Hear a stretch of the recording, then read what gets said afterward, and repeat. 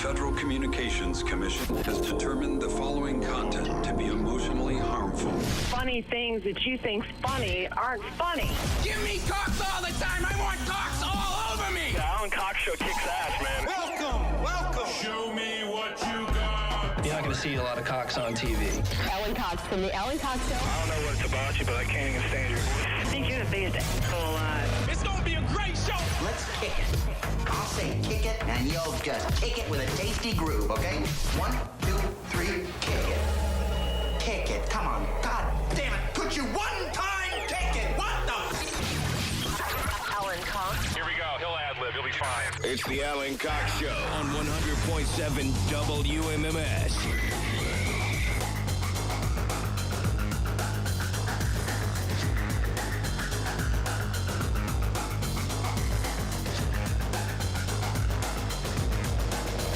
Oi! What's going on, gang? Hi there. Good afternoon. Happy Monday. All that. My name is Alan Cox. Let's see what we can do, shall we? Say hi to Bill Squire. He's right there. Hey, creepy hugs, everybody. Mary Santora is in Midtown Manhattan. What up? Have you had lunch? I have not. I got a text in here at about 9:40 this morning. Please tell Mary there's a recall of deli meat in New York. Uh-oh. That's what I packed for lunch. I didn't know how else to tell her, this person said. 2 people have died in Illinois and New Jersey. Oh. Now, I don't know if that Listeria means outbreak. hysteria, like Def Leppard? Listeria. Oh, listeria. With a L. That's a whole different thing. Now, I don't know if they mean 2 people total, 1 in Illinois, 1 in New Jersey, or 2 in each state. 28 people have been sickened and hospitalized in New York State. 2 deaths in New Jersey. Wow. Yeah. Man, imagine you shuffle off your mortal coil at the hand of lunch meat. Imagine that. Right? Hey, how did Auntie Beth die? At least you died doing what you love. Eating listeria-laden lunch meat. What do you go for the lunch meat? Do you go for the turkey? Do you go for the ham? The turkey. I go for turkey. All right. But it doesn't say, like, which brand. It just I mean, says something might. Yeah, turkey. this person didn't tell me either, but apparently they had such a full head of steam to make sure that you were going to be safe from the ravages of deli meat that they raced to text me. Well, I packed a turkey sandwich for lunch. Should I At eat it? your or own should I not risk. eat Yeah, it? eat it Yes, live on you the should air. eat, yes. That's You guys. dangerous. You guys. Come on, dude. Come Yeah, on. eat it in a Show, break. Come on. We're off a little early today, so you got to go to the hospital. You know, you get a few extra minutes. I don't know about all that. Well, I mean, can you smell listeria? I mean, when you, that sounds like a ridiculous question. I'm just saying, like, does it present as, would it make the lunch meat smell Stink? different? Or, yeah, I don't know. I don't think so.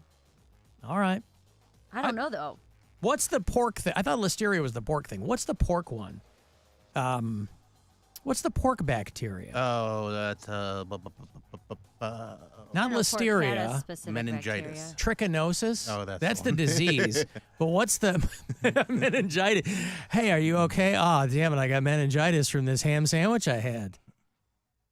Yeah, salmonella. Sorry for the salmonella. Do the so voice. I'm Apu from The Simpsons. He goes, sorry for the salmonella.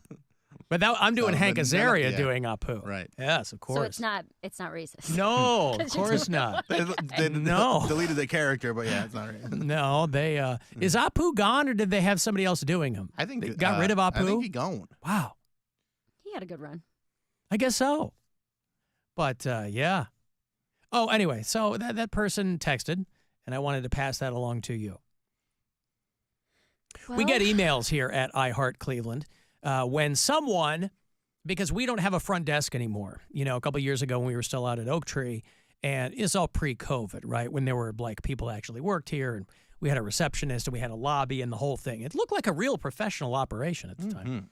And there were 2 girls that would sit behind the desk or whatever. When guests would come, they would call. Specifically, they would call my office, and they go, "Hey, someone's here to see you." And obviously, most of the time, I would be expecting them. On the rare occasion that I wasn't, I would say, "Well, I'm not. Just please, tell them." People would like walk up and drop things off for me or whatever, and I'd say, take them and thank them and whatever. Well, now we have a thing in our airlock, in our lobby here. There's 2 sets of doors, and in between them, you have to show your face in this little scanner thing, and then it attaches to it, and it sends you an email to the relevant person that says, you have a guest. You have someone here waiting for you. And I get one of these this morning, an iHeartMedia guest notification. Well, I'm not expecting anyone. And I get the email, and it is a photo. It is a man's name, but a woman's photo. And I don't know who this woman is. And so I delete it because I'm like, clearly that's not meant for me.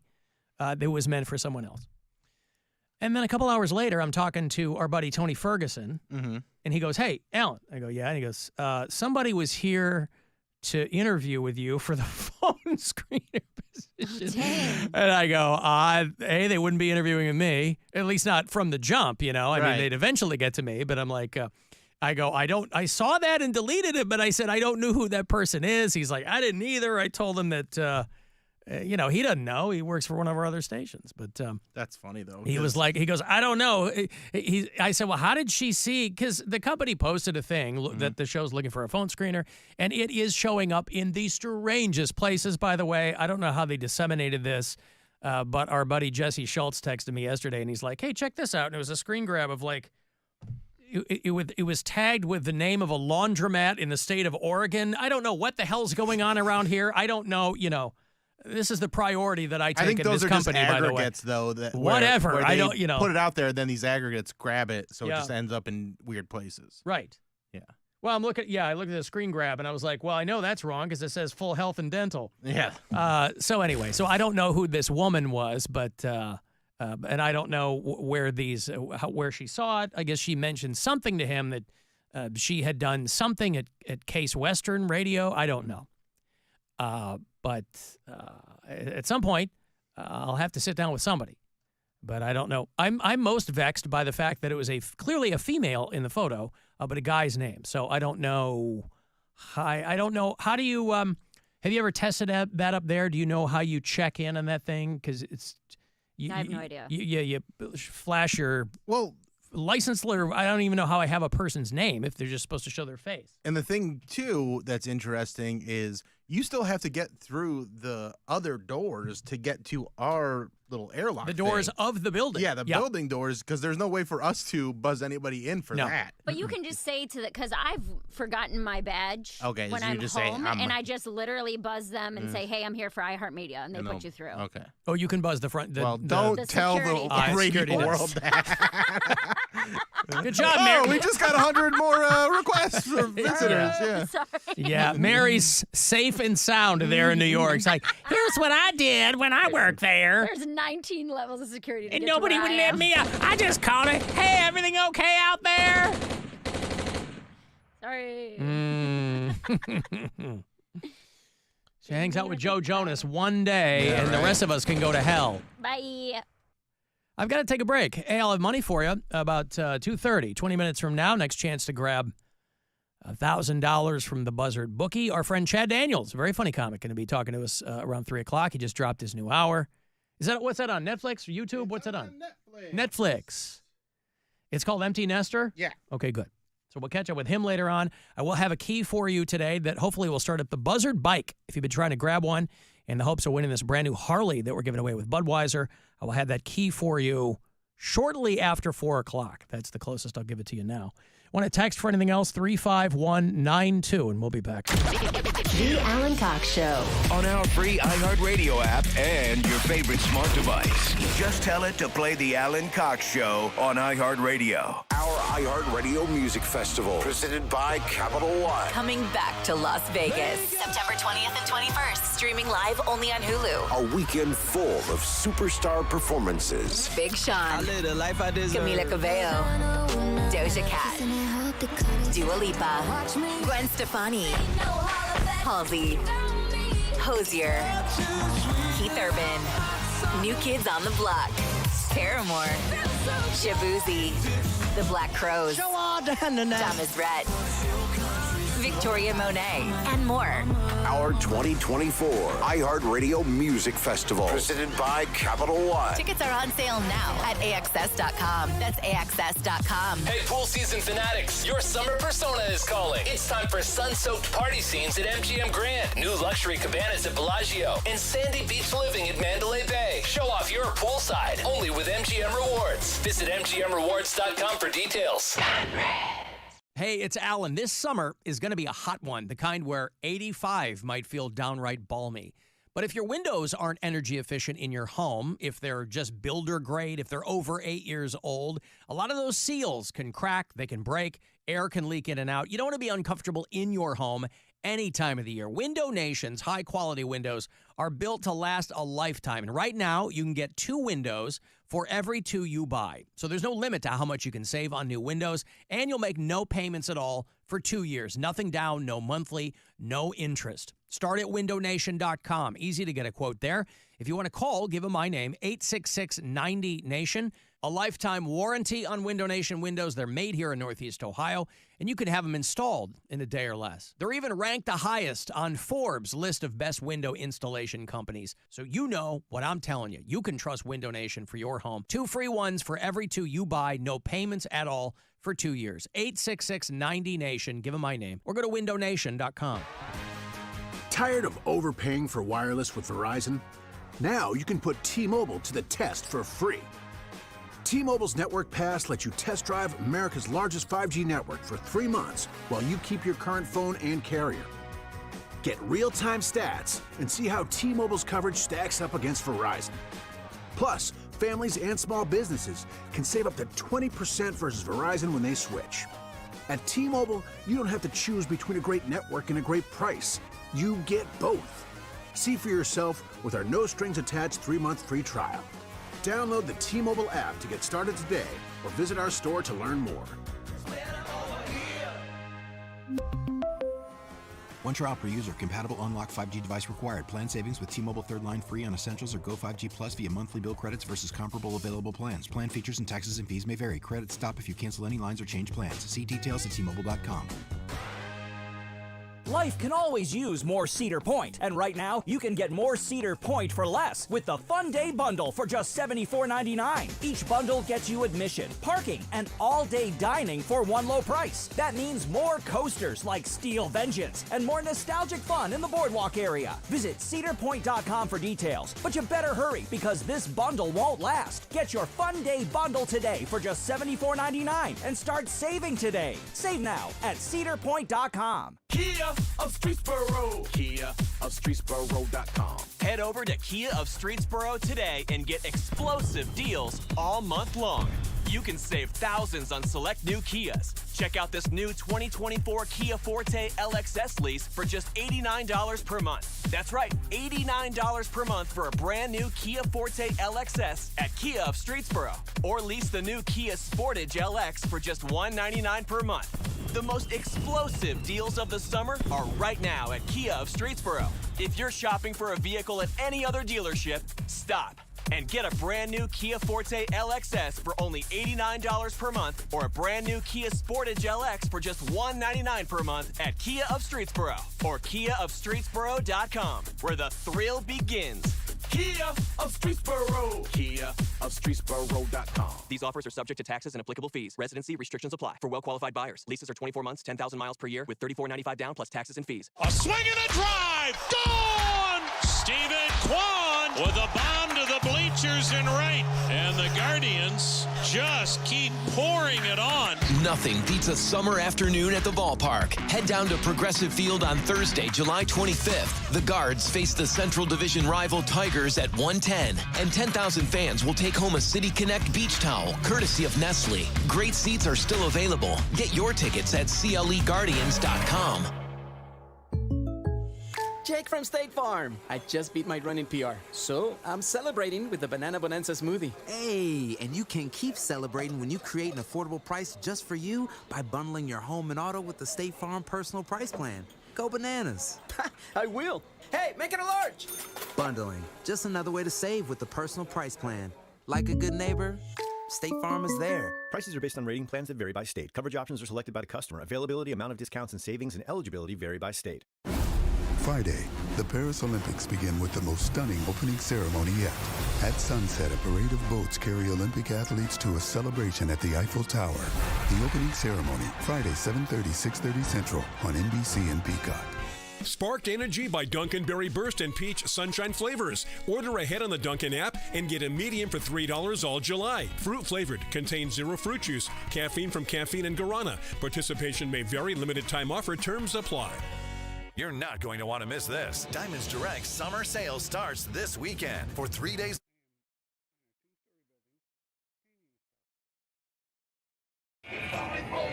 Judy D, Goddess of Rock, Mrs. of Chaos. I'm bashful, so I don't want to say, hey, let's go out for a couple beers. Even though I know you'd go with me because, damn, I'm gorgeous. But you rock me all day, every day, and I listen to your voice. And you're amazing. I am on a 2-story building painting stuff. So, anything you ever need on your house.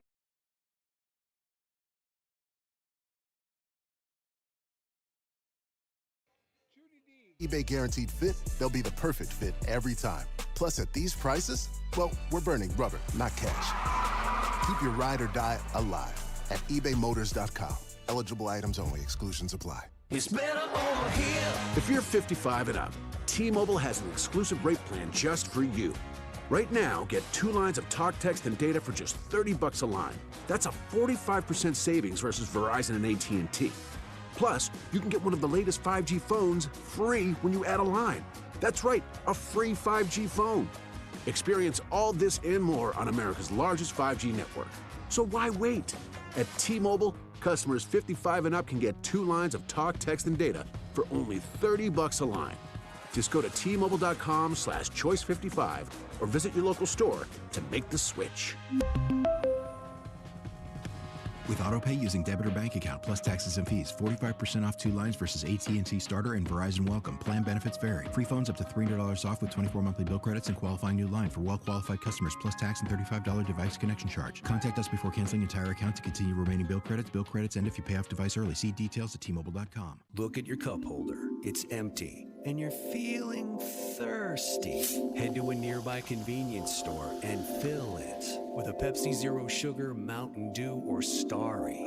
Grab a delicious, refreshing Pepsi for the road. Fuel your summer road trips with made-to-order food from Get Go Cafe and Market. The summer barbecue favorites, smokestack pulled pork sub or sandwich, and the Road Hog rib sandwich are back. Download the Get Go app today to order and get free tots. Get Go Cafe and Market. Better believe it.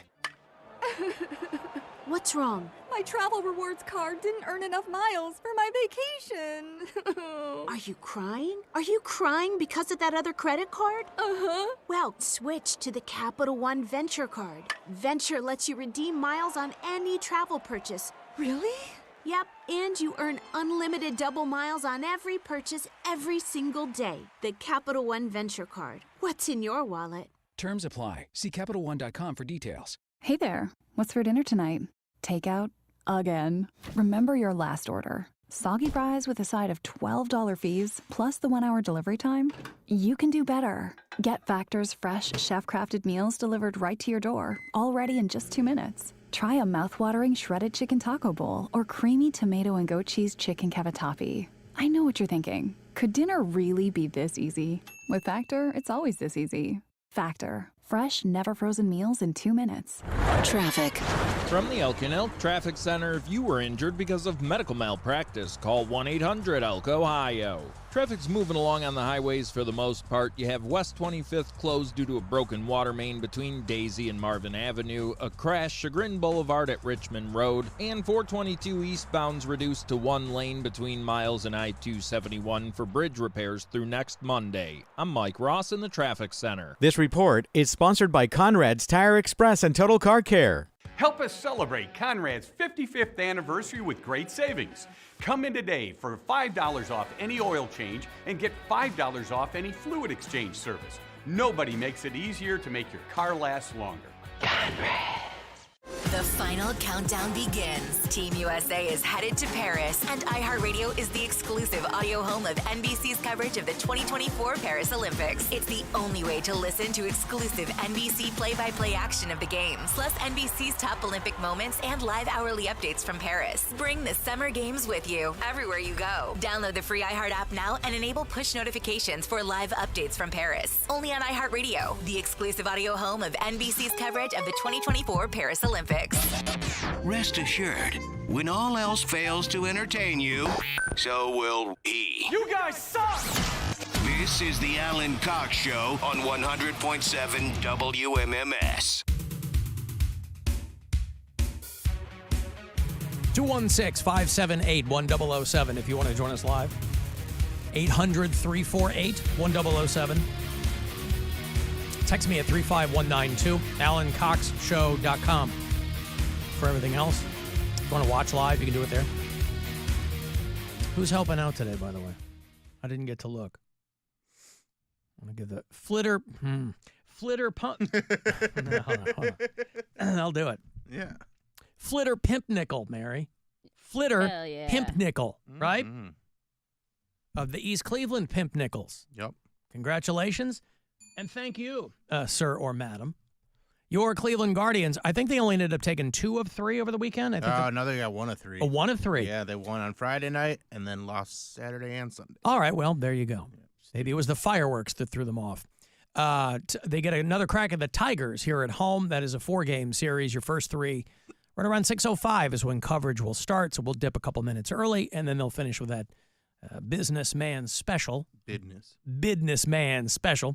On Thursday afternoon, before they head to Philadelphia to play the Phillies there. Another mass shooting in Philly last night, by the way.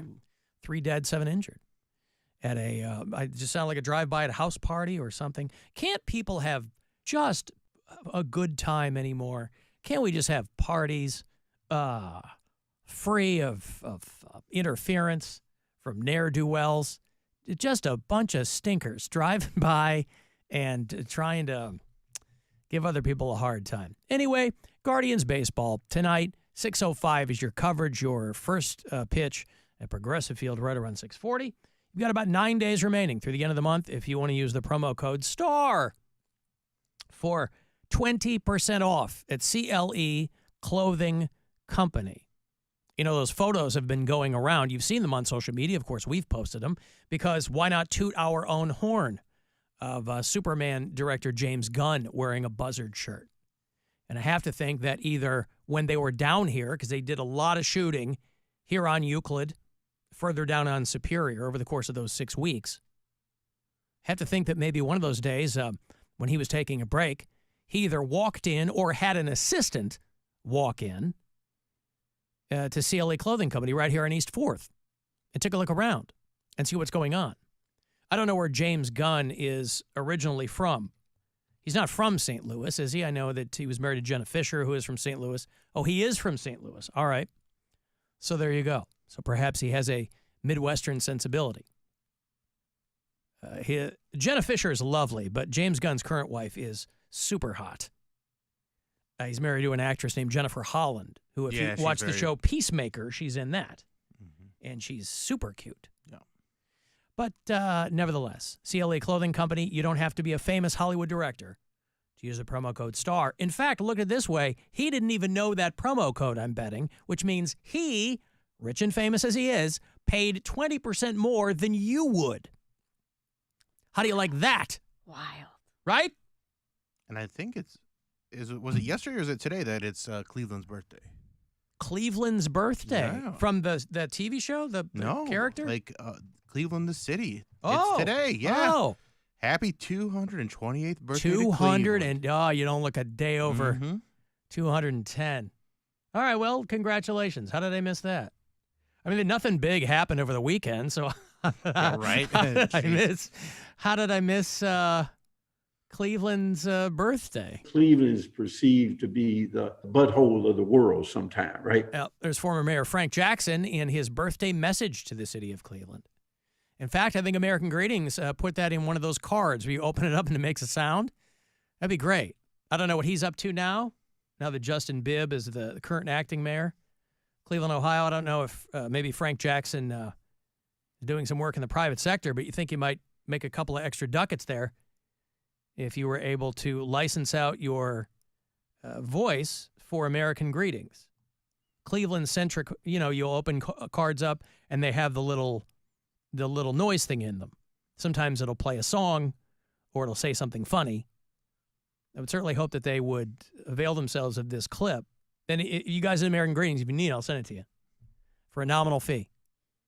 And just put that in a greeting card. Cleveland is perceived to be the butthole of the world sometime, right? Put it on postcards. Mm-hmm. I've talked before about how my first job ever, I was 15 years old, and I was an umpire for a local community center. And I ended up making a lot of money there my first summer because I was about me and one other dude. We were the only two people who were willing to umpire T-ball because there's an inverse, the level of psychosis on the part of the parents is inversely proportional to how old the children are. And the parents were the craziest for T-ball because that's usually like, listen, I played T-ball. I was terrible at it. My dad coached for a little bit. It didn't help me at all. But you could see the kids who had promise even from the T-ball level. And I really, really wanted to be good. I didn't want to be the kid knocking the tee over all the time. But that was me. But T-ball, that's a kid's first foray into sports for a lot of people. Little. But the parents, as it is their kid's first foray, there's a lot of parents trying to live vicariously, or they have these dreams in their head of this is the first step toward their kid being a Major League Baseball player. And 9.5 times out of 10, that's not the case. But as a result, those parents, at least in my experience, were bananas. And there was an entire T-ball tournament that got canceled in Clarksville, Tennessee over the weekend for 5 and 6-year-old boys and girls. So co-ed, like first grade. Yeah. And because parents ended up on the field screaming vulgarities at each other. Hell yeah, dude. I live for this. And they have signs. Like every ball field has one of these signs, right? These are kids. This is a game. The sign's not for the kids. It's for the grown-ass adults. They're like... that are freaking out over T-ball. Yes. Not high school sports, not even junior high. T-ball. Where the kids don't care. These are kids. This is a game. Coaches are volunteers. Umpires are human. Mm-hmm. Your child does not play for the Major League Baseball. We didn't have signs like that. We had nothing that said umpires are human. Now, the allure of it was it paid the most, paid $20 a game, and you got to throw parents out if they got in your face. And when you're 15 years old, oh, what power. Good. I had no power at home, right? Yeah. And so I'm like, this is some things don't change. Great. Bill Squire, everybody. The boy, you have no idea. Old 86 this Saturday. I Get am tickets, outnumbered to the nth degree. Mm-hmm. But you got to throw parents out, and I did on a number of occasions, and then you kind of have to take a very circuitous route home because you figure they might be waiting for you in the parking lot, whatever. But they canceled this whole tournament because the parents couldn't keep it together. The T-Ball All-Stars Tournament, hosted by St. Bethlehem Little League. What a shock that there's some parochial involvement here.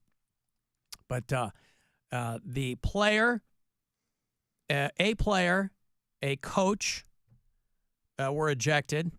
Now, I will say I never ejected a player. I never looked at a kid playing T-ball and go, that's an illegal bat ruling. You're out of here, Timmy.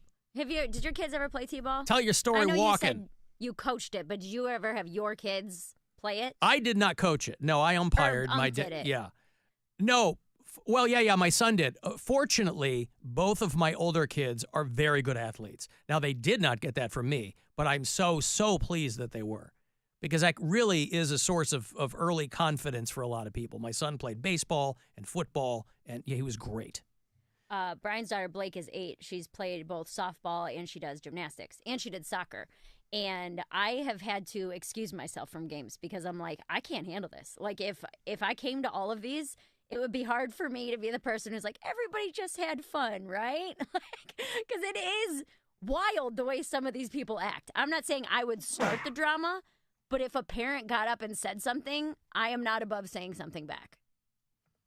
Well, yeah, I understand that. I mean, but there has to be some kind of line, I think, with how competitive parents are. Especially when it's that young. It truly doesn't matter at all. No. But some parents are so nasty. Yeah. Yeah. Yeah, I would clap back at somebody, but I wouldn't. That's what I mean, that, like, there have been times when someone said, and I'd be like, dude, what the hell, you know? Yeah. I'm not about to get thrown out of a kid's soccer game. And that's the thing. It's not like I went 0 to 60. I threw a guy out after he would not, if somebody got thrown out, it's because they would not sit down. Yeah. Because then your kid is looking at you and you're screaming. And I mean, let's be real. It's probably not the first time your kid has ever seen you do that if you're that guy. But still, it's not a good look. They canceled the whole T-ball tournament because of this. That's so funny. I love it. I've got to give you some money here, and I want to, frankly. Even if I didn't have to, I would. It's $1,000. It's courtesy of the Buzzard Bookie. It's your first of 4 chances this afternoon to do it here on the show, so good luck. This is your chance to bet with the Buzzard Bookie and win $1,000 now. Enter this nationwide keyword at WMMS.com. Grand. That's grand. Enter it now at WMMS.com.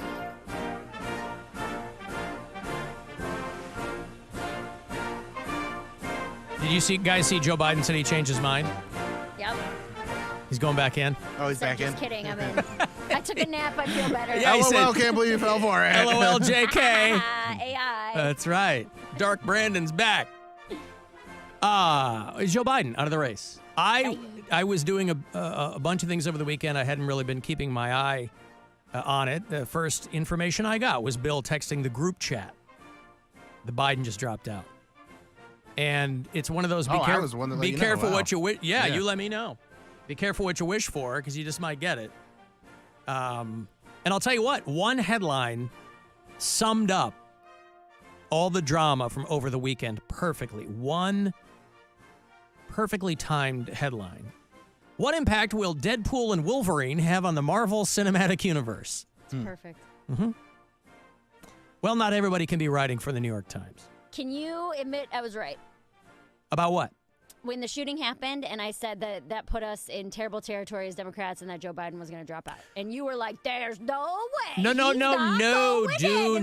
Do not misquote me. I never said he wasn't going to drop out. Yes, you did. I did you not. Were like, I fully he's expected. Double down. You used the term double down. My gambler ear perked up. I fully expected him to drop out. Here's what his staff didn't even know he was going to do it. I know. He told his staff 1 minute before they put it on Twitter, right? As of 9 a.m. yesterday, when all the Sunday morning news shows were going, he was still saying he was still in. There was no way the lengths, because let's be real, this is the media and whoever the donor class are, the Democrats, pushing him to get out. Pushing. There was no way he was going to withstand that. There was no way. We all saw the debate, but the notion, by the way, that Trump is of sound mind and body, that hasn't been true for 40 years. So I never once said he's not going to drop out. That's not a deal breaker for anybody that votes for Trump. So, but Biden did what Trump would never do, by the way, which is put his country over himself. I agree. And win the popular vote. That too. I mean, he did it under great duress, but he did it, right? There are plenty of Republicans who want to donate a lot of money who would love to see Trump step down. They'd love that. He's old and addled too. Still wearing that dumb sanitary napkin on his ear, pretending to be hurt. So, I don't know. But no, I never said he won't drop out. I say he ain't going to do it today when we talked about it. But I don't know about that. Also, two things. Well, go back and listen. Two things can be true, by the way. Like I said before, none of this changes who Trump is at all. So you can say, oh, people are going to, I got no time for dopes who are like, I like that guy because he didn't get killed. I'm not talking about those people. I'm talking about people who are engaged in the process and who have a vested interest in the future of how things are going to be run. Which unfortunately is not a lot of people. A lot of people. Well, you can't say that. How do you think mean, Biden won the popular vote? But I sent you that thing of the most recent polls where Trump is at the highest he's been after the shooting. Right, but the highest he's been is still 46%. That's still higher than Biden was by 13%. Nevertheless. Biden was only at 33. Nevertheless, it's all different now. Just say I was right. Everybody got what they wanted. Say I was right. Because you were like, it's not reflected in the polls. It's not It reflected wasn't. in the polls. It's never going to happen. People aren't going to like it. When we were having that conversation the day after he got shot, I said he hasn't seen a bump in polling. That's all I said. And as of that point, he hadn't. Normally, something like that, based on what you were talking about, they will see an immediate bump in polling. They didn't see it. So no one knows what's going to happen. You know, everybody's talking about, like, I'm tired of the word I hate more that gets overused all the time than unhinged is unprecedented. None of this is unprecedented. This happened with Johnson, for Christ's sake. Lyndon Johnson stepped down or said, I won't. What was his line? I will not seek or run for president. Where your balls hang down. And it, yeah, right. Down with your... Where your nuts hang. Down where your nuts hang. That's right. But Johnson did it. And where's that Johnson clip? Because a lot of people thought that he handed the presidency to Nixon because of that. I shall not seek, and I will not accept the nomination of my party for another term as your president. Yeah, there you go. So, I don't know. We don't know if they'll have an open convention. That was the way they did it all the time, by the way. People were like, oh, my God. They did that up until friggin' 1970. So, I don't know. Don't know. It's very exciting. It's all very exciting. But all the Trump people had was Biden's old and sucks to distract from the fact that Trump's old and really sucks. So that's all they had. And so we'll see what they got now. I'm so excited. I have never followed politics like this.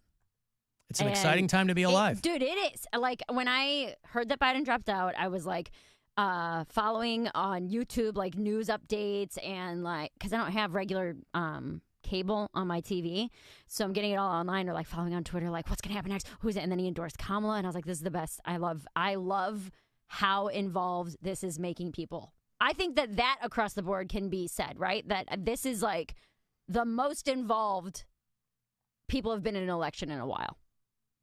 Yeah, but the people who are just now getting involved, it's for the spectacle, not the policy. But that's me. I know. Does that upset you? It makes, no, it doesn't upset me, because, I mean, people are gonna, if somebody's like, the spectacle makes me want to vote for that person, that's not really the way things are supposed to go. I mean, but let me explain it from where I'm coming from. The spectacle has made me more interested and thus made me do more research. Oh, well, that's different. Thus made me be like, holy crap, what the hell is happening? Let me look into this. Look into what, though, specifically? Any of it. Well, like, you could have done that before. But she wasn't interested. But now it's dramatic, and she's like, hey, this is only what's my going on? Election also. Right, but the drama isn't real. Well, okay, listen. The drama drew me in. Huh? The drama drew me in. Yeah. And now I'm like, let's get into it. Who do I love? What do I stand for? What are my policies? Oh, you didn't even know what you stood for. Well, I said last week, I've pretty much been a one-issue voter for a long time, which is whoever is pro-choice. Right. 99% of the time. And well, I'm fine that hasn't saying changed. that out loud. You don't have to do any research on that. That hasn't changed. Right, but because there is so much, like, it feels like it's everywhere, you can't escape it. I feel like it's making me want to look into deeper issues and other policies and, like, okay, so where do I actually stand? That you might become a multiple issue voter. Maybe. Gotcha. Well, listen. She might become a well-informed citizen. There's no downside to being engaged. And some people get engaged and they go, the felon rapist is the guy for me. That's still engagement. Not my kind of engagement. But there's no downside to people being engaged in the process. And I guess if this is what it took, then that's good. By the way, it went largely unnoticed. The Biden dropped out on National Ice Cream Day. And you know how much that guy loved ice cream. Now, I don't know if that was by design. But just remember, how you're supposed to eat ice cream in different social situations.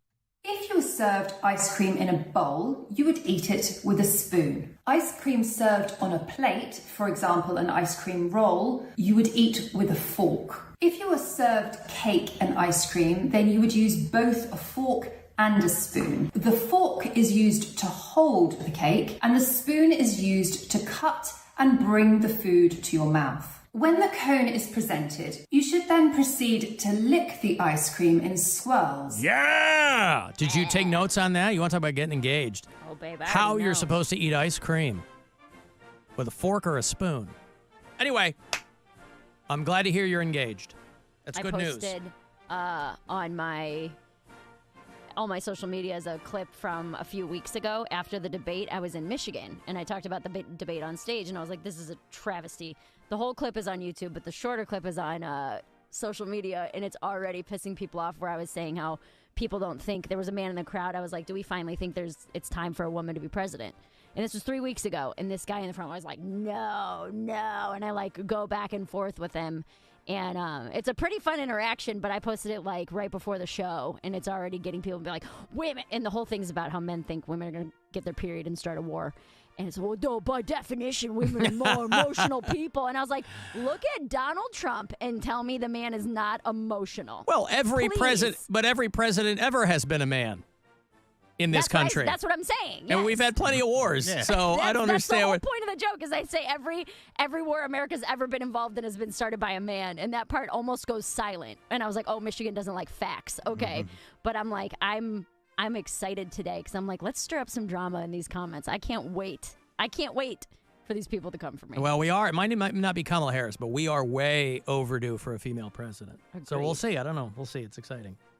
I'm going to take a break here. If you want to send a text, 35192 to get me there. AlanCoxShow.com for everything else. The Alan Cox Show on 100.7 WMMS. And everywhere you go on our free iHeartRadio app. We got stuff. You want stuff. Win stuff. This week at WMMS.com. WMMS 2 Hours to Midnight presents Nile and 6 Feet Under on the Revenge of the Underworld Tour. Get to WMMS.com and register to win a pair of tickets to see Nile and 6 Feet Under with psychroptic and embryonic autopsy. Thursday, January 23rd at the Agora. Register to win and get more info at WMMS.com.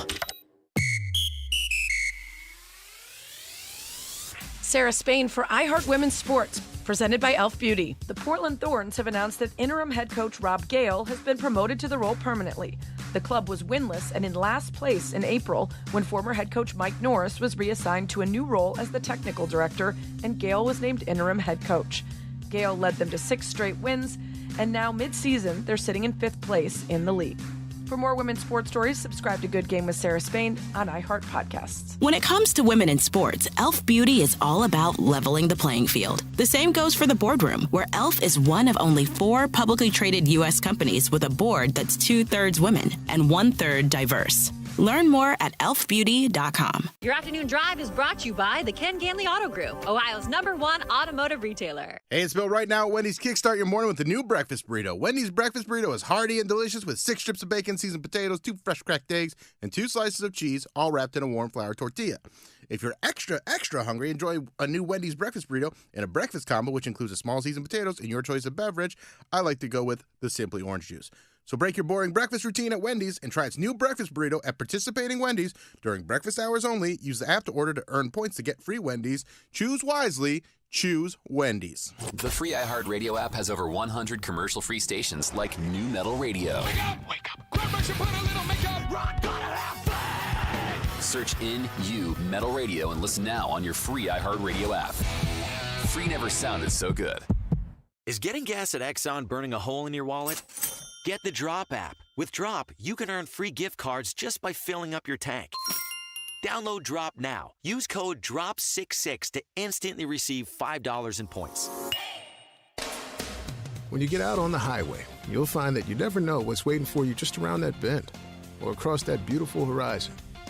And on your journey, you'll find that full and empty are just states of mind until they aren't. And when that happens, you'll find Pilot waiting for you just off the exit. So stop by for some strong coffee, delicious food, and take 10 cents off every gallon of gas when you use the My Rewards Plus app at any Pilot location. Pilot. See you out here. Terms and conditions apply. This is the story of the one.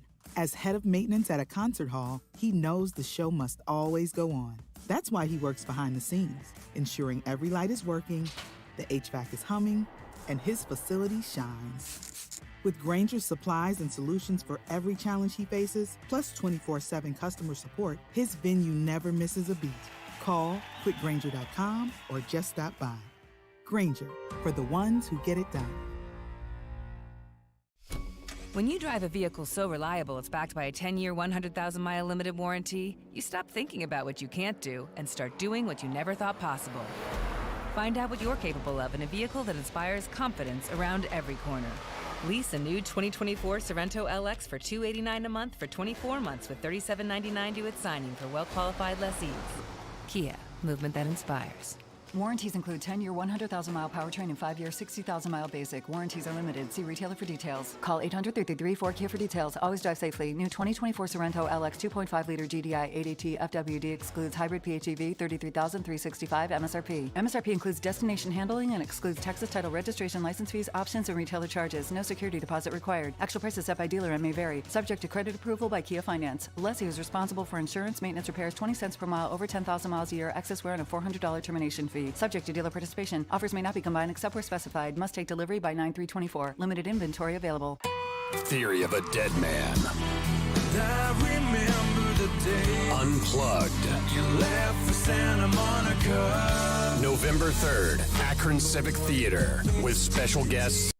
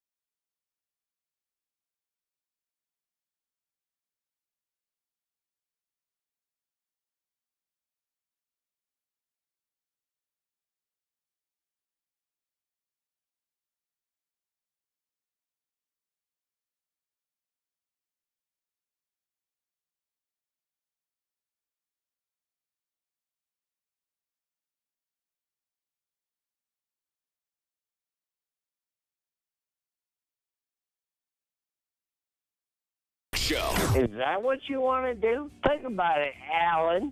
Once divorced and a broken man. 216-578-1007 or 1-800-348-1007.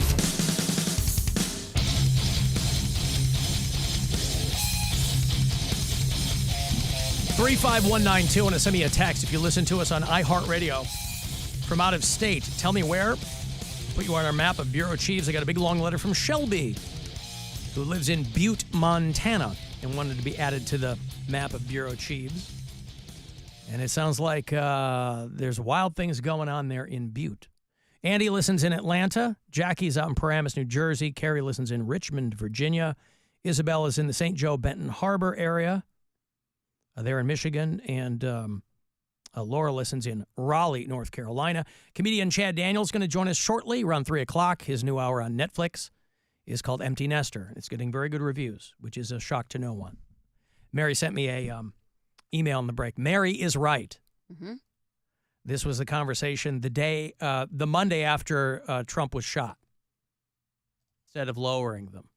I know. I understand perception's reality. I'm just saying that I don't know when people. I'll tell you what it is going to do, though. This pretty much puts to bed the whole "is Joe Biden going to jump out" thing. He ain't going to jump out now. Oh! But you said I said never. You said he ain't going to jump out. Yeah. That's you saying. The day after the shooting, he's not going to jump out. No. You know how long it had been? You know how long it meant by it. No. You said I said never. Are you really trying to win this argument on a technicality? It's not a technicality. You misquoted me. Why is this even an argument? Who you cares? said Mary sent me the email. I just wanted Alan to say that I was right. You're not right. Okay. Because you said that I said never. You said, okay, you're not going to jump out now. It doesn't matter. Yeah, you're right. By that sentence where you said this puts to bed Joe dropping out, he's not going to drop out, you meant today. All I That's said what was, you meant. no, listen to me. Before the break, you said, I said never. And I said, I didn't say never. And I didn't. Okay. What? Did you hear me say never there? I don't know if that's the phrase that I used before the break. What? He's not going. I did exaggerate it. Okay, I did first say off, he's not going anywhere. First off, he's not none of us know the future. We didn't know it then. We don't know it now, right? None of us can tell the future. All I'm saying is, I didn't say never. You said I did. I didn't hear never there. Oh, you are so annoying. How? Because you can't. You misquoted. This is actually kind of all annoying. You misquoted me. I don't like being misquoted. But you said Biden's not gonna jump out. I say he's not gonna jump out now, and he didn't say now. Did you just hear what I played? Yeah, I looked it up for you. Yes, you did. So it matters to you. That's why I'm talking to you about it. Would you like me to play it again for you? Go ahead. I'll play. I got to get past this thing here, and then I'll find it for you. It's always going to raise tension. It doesn't change lowering them. I know. I understand perception's reality. I'm just saying that I don't know when people. I'll tell you what it is going to do, though. This pretty much puts to bed the whole "is Joe Biden going to jump out" thing. He ain't going to jump out now. But I don't understand this pick. I didn't say never. That's all I'm saying. Okay. You said I said never. Sure, but I don't like being misquoted. I just don't like being misquoted. Did you mean he's not going to jump out now, as in like in this exact moment today that we're talking about this? Because I know you're not a big guy on tone, but when you say he's not going to jump out now, well, that means like after these events. He's not going to jump out after these events. Well, in that moment, I don't know what I meant. Oh my God. But think of how long it had been since. I don't know why you try to argue. No. I can fully see why he's divorced. Think of how long. Well, that was weird. That was a different. Think of how long. This is how he argues. He tries to find the smallest technicality. It's not small, or oh my God. Mary. It's not a technicality that I didn't say something that you said I did. That's all I'm saying. I misquoted you. Yes, I don't care for that. The meaning of what you said was Biden was not going to drop out of the race. Hey, are we off the air right now? Yes or no? It had been a couple of weeks. Bill, you're driving me crazy. Yeah, we are off the air. Are we really? Wait, do you think the signal took us off the air? I think yes. It's so terrible. Are we really off the air? Yeah, we're off the air. I'm so annoyed. It's still on YouTube. Anyway, you can still go back and it's all there. Big radio trying to shut me down. No, listen, I don't. I buried Coxtradamus in the sands of Jamaica, so I don't know what's going to happen. My point was simply that it had been a minute since the debate, and nobody was unclear as to what happened there. But they were going to give him a little bit more time, which is what they did. And so this weekend, but they weren't going to give him much more time. But there were people that were like, he needs to get out now and whatever. Hey, Matt. Yo. Hey, what's going on? What's up there, Alan? You know, How normally when we go off the air, it's like just dead air. But I wish I could play this for you, but it's just like, it's fuzz. It's like old school fuzz. I don't know. Can you hear me? Yeah, what's up? I can hear you, Matt. What's going on?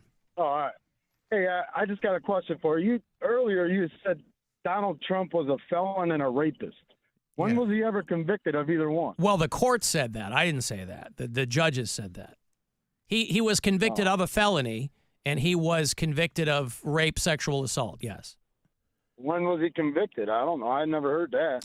Well, I'm not Google, Matt. You got to go and figure that out. You can Google it. It's all there. Thank you. Did anybody know what's going on out there? I just ran over and told Keith, and he's okay. And I Because texted Rob. Chad is on the hotline I here, know. and nobody's going to hear him. I mean, What could he call that? ain't that a bummer? Yeah, it's very, very strange. Because I was telling Mary, I was like, normally it would just be dead air. It would just be blank. Yeah, but it's the fuzzy. static is weird. It's static. Yeah. Yes. I can't believe you're silencing Now we're back female on. Okay, now we're back on. All right, perfect Silencing timing. female voices. Now we're back on, but it was like full on static. Yeah, I told the transmitter went down. Oh, the transmitter went down. All right, well, big transmitter was trying to stick it to Mary Santora. Did you say Biden was not going to drop Shut out? up. Yes or Let's no? just talk to Chad Daniels. You shut up. Answer the question. You yes just or heard what no. I said. I just played it twice. Did you say Biden is not going to drop out now? Yeah, you just said heard me that. play that. Okay, so I was right in saying that. No, you. I was right Yes, in saying. Mary, you were right. Thank you. You were That's right. all I Okay. needed to know. Hey, That's all I Chad needed to know. Daniels is, I'll tell you what, he's looking California and living in Minnesota. But the new hour is on Netflix. It's called Empty Nester. And I will tell. Now, I thought I only heard it, Chad. I didn't read it. And I thought you were referring to a guy named Nestor. And so I was really excited for something else. I was like, ooh, this Nestor sounds like a real piece of work. But I saw the reviews have been good. And my favorite one, maybe you saw it, I hope you did, was finally a middle-aged comedian has managed to pull it off. That's a good one. Yeah, I mean, to me, that is just full of sarcasm. I know. Well, no, it was actually, I think from the jump, this person was planning on being snarky, but I think that you surprised them. So it was a very good review. Oh, well, that's very nice to Yeah. hear then. Yeah, I mean, you can tell by my arms in this thing that I'm certainly not, I'm fighting middle-aged with everything I have. Yeah. He's I'm- Chad's all jacked. He's like tatted up now. You know. That's all I meant, tattoos. Yeah, no, good for you. Yeah, I'm really fighting time, and Mm. it's not working. I'm just trying to cover up my sunspots with tattoos. Uh-huh. So your thought was, I'll still pay the same, but I will get the least number of years out of these tattoos as compared to other people. Absolutely. Yeah. Well, if it's an open casket, I'm going to be looking tight. You're going to look like you were in MS-13 when they lay out. Absolutely. I'll Yeah. take it. I'm good with that. How has the word in general been? You have to be pleased with this. This is your first hour for Netflix, yeah? Yeah, it's been great. You know, it's like you can put an hour anywhere nowadays, and it seems to do just fine. But there is a little something when you say, "Hey, my hour's on Netflix," people's eyebrows raise a little bit. They're a little more intrigued. It's the top of the So- mountain for sure. Yeah. Yeah. You know, it's been really cool, and I've gotten, so many nice messages. It really, when you put something out there and you know that people that don't know who you are going to watch it, you think somebody is going to really not like this. But I haven't gotten any of those. I mean, I got one message that said on X, formerly Twitter.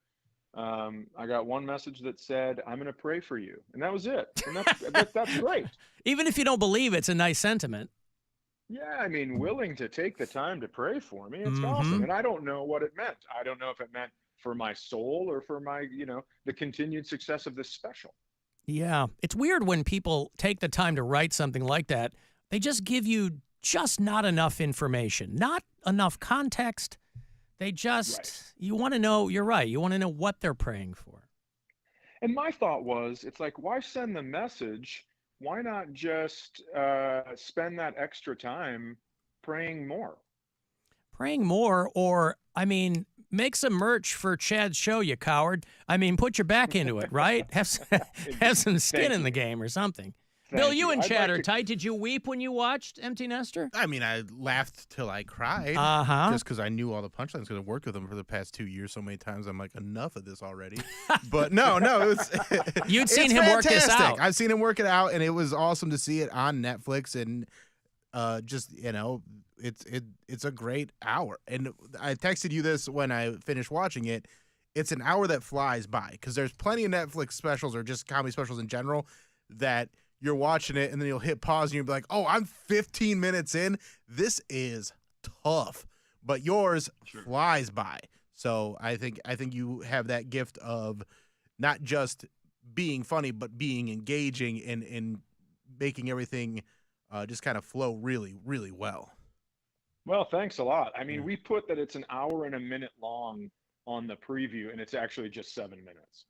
Oh, that's what it was. Okay. So that Fantastic. was my strategy. That was my strategy here, where people were like, "Man, that was an hour. Good for that guy." I call that a Bill Squire feature set. So once you're in the Netflix family, Chad, is it one of those things where the next time you've got a good hour, you shop it to them? Do they get the right of first refusal, or is it just kind of an a la carte thing?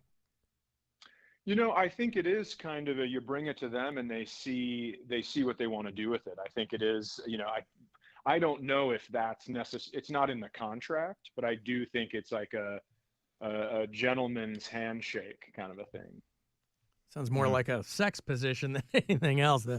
We did a gentleman's handshake after a couple of tequila sodas, and it all worked out. But you had to How do you think I get my work with Chad?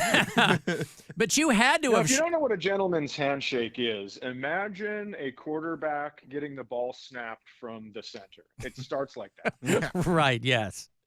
But you had to have gone to Netflix in the past and been like, hey, I got this. It just the timing finally worked out. Yeah, it was a little interesting. So back in December of 22, I shot 2 specials, which I came on your show for. I shot 2 specials in one night in Madison, Wisconsin, and Netflix bought the second one of those 2. But then it took a while to have that one edited. So I said to Netflix, hey, I'm working on an hour right now that I like even more.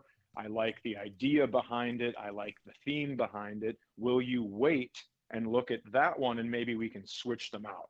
And that's what happened. I sent them this one as soon as I shot it in March, and they said, all right, we're willing to trade. And I go, great, let's do that then. So I kept the rights to my second special from Madison and sold them this one instead. So it was kind of a little, bargaining and getting everything ready how we wanted it, but I couldn't be more thrilled about this one being on there. So when you and your lovely girl Kelsey Cook are at home and you're both very successful, are you guys, once this drops and she's doing well and you're doing well, are you guys just running naked around the homestead just high-fiving? I don't take my shirt off to shower, so I'm not running around naked necessarily, but I do. I mean, she is. A lot of people ask if we're competitive. She could not be more supportive through this whole process. I mean, I get up in the morning and I go outside and she's working and having her smoothie, and I look at the TV and it's just my specials playing again. Yeah. I mean, it really is insane. She's been absolutely fantastic through this whole thing. But there has, listen, I don't want to tell you my business, but there's been some nakedness. Sure. Yeah. See, that's what I'm talking about. I would be disappointed if there hadn't been. Shirt on or off. Listen, if you're Donald Ducking it around the house or whatever it is, that's fine too. It's your life, It's absolutely. Well, thank you. Thank you for saying that. Of a lot of course. people think it's their life. No, it's yours. Come on. Thank you. So are you currently doing dates, or are you going back on the fall, or what now? I go back in the fall. So I had my last date in a couple of weeks ago in Detroit, and then I'm taking some time off. I'm throwing out the first pitch at the Twins game tonight. Oh, beautiful. Oh, nice. Which is like a childhood dream. I have not been nervous for anything in over 10 years. Yeah. And I've been pacing today. I caught myself pacing a couple times. So I want this to go well. But anyway, then I'm going out to Los Angeles to finish up my press tour. And then I'm going to take about a month and a half off. And I start back up in Spokane, Washington with Bill. Hey! September 13th to 14th. So that's going to be awesome. And yeah, looking forward to that because it's going to be, now that this thing is out, it's like I have to write all new stuff. Yeah. So see, the process begins again. There's never any stopping. Well, that's what I was going to ask. I mean, time off is probably kind of in quotes, right? I mean, time off from doing the road for a minute, but you probably get a little antsy. I mean, you're still working on stuff, I would imagine.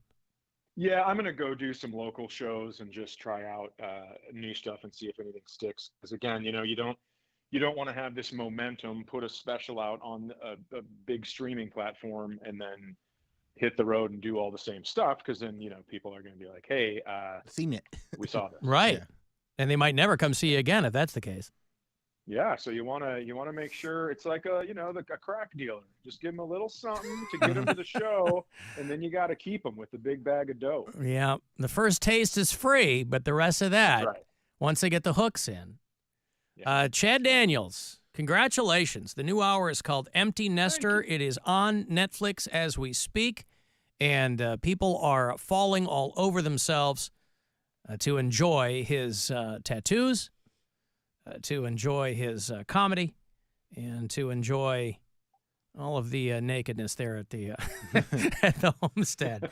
Just thinking about it. ChadDaniels.com is the website. And Bill, any parting words? Chad, I would love for you to bring back the story about when you played basketball with a bunch of black guys.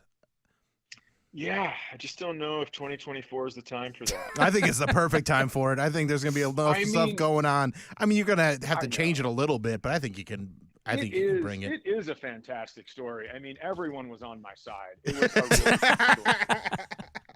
But you had him in the palm of your hand, didn't you? Careful. Oh, it was so fun. It was so fun. And it was an accident. But I got to tell you guys, thanks. Every time I put something out, you guys have me on, and I just can't thank you enough, honestly. Of course, anytime, man. Yeah. We have an open door policy for you. Well, great. Thank you. All right, pal. Well, you and Bill are Spokane listeners. You guys will be out there in September. I think mid-October, you're going to be a little closer to here. You're going to be down in Columbus. So that's something to keep in mind, too. All right, pal. Appreciate your time. Enjoy whatever time off means, and tell your lovely girlfriend that we said hello. I will absolutely do that. All right, pal. Thanks a ton. Later. There's Chad Daniels. Go to ChadDaniels.com. Empty Nester is on Netflix, and it is not about a guy named Nestor. He is sans children in the house. They're all grown up and gone away. I'm going to take a break here. I'll have more money for you at 3:30. That next keyword coming, it's $1,000 from the Buzzard Bookie. The Lamb of God Mastodon Show. MMS in 2 hours to midnight presenting this. So I'll have those tickets for you after the break. They're going to do August 9th at Jacobs Pavilion, and we'll be back. It's the Alan Cox Show. Everywhere on our free iHeartRadio app or what.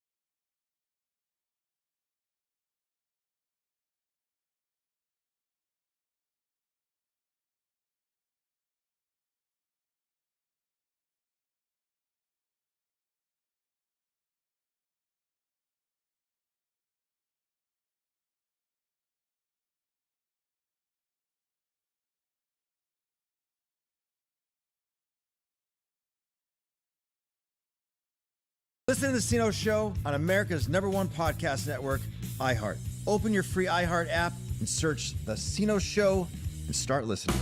Now it's time to give stuff away. Hey, it's time to give stuff away.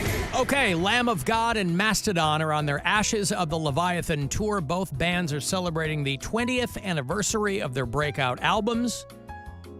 Both on the same day, August 31st, 04. Lamb of God dropped Ashes of the Wake. Mastodon dropped Leviathan. It's presented by 2 Hours to Midnight, WMMS. Kerry King of Slayer is also on the bill, doing a solo thing. And Unearth. It's going to be a good night. It is Friday, August the 9th at Jacobs Pavilion. You can always go to axs.com for anything I might have left out. This pair for you, first of the week, caller 10. 2 for Lamb of God and Mastodon. I'll see you there. 216-578-1007 or 800-348-1007. The Alan Cox Show. Sure, you could listen to another show, but then how would you find the puppies we've buried in boxes around the city? 100.7 WMMS.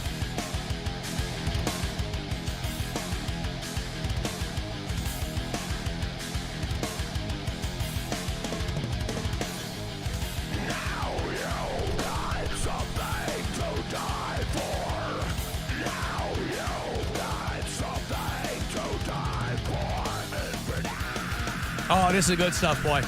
This is the good stuff.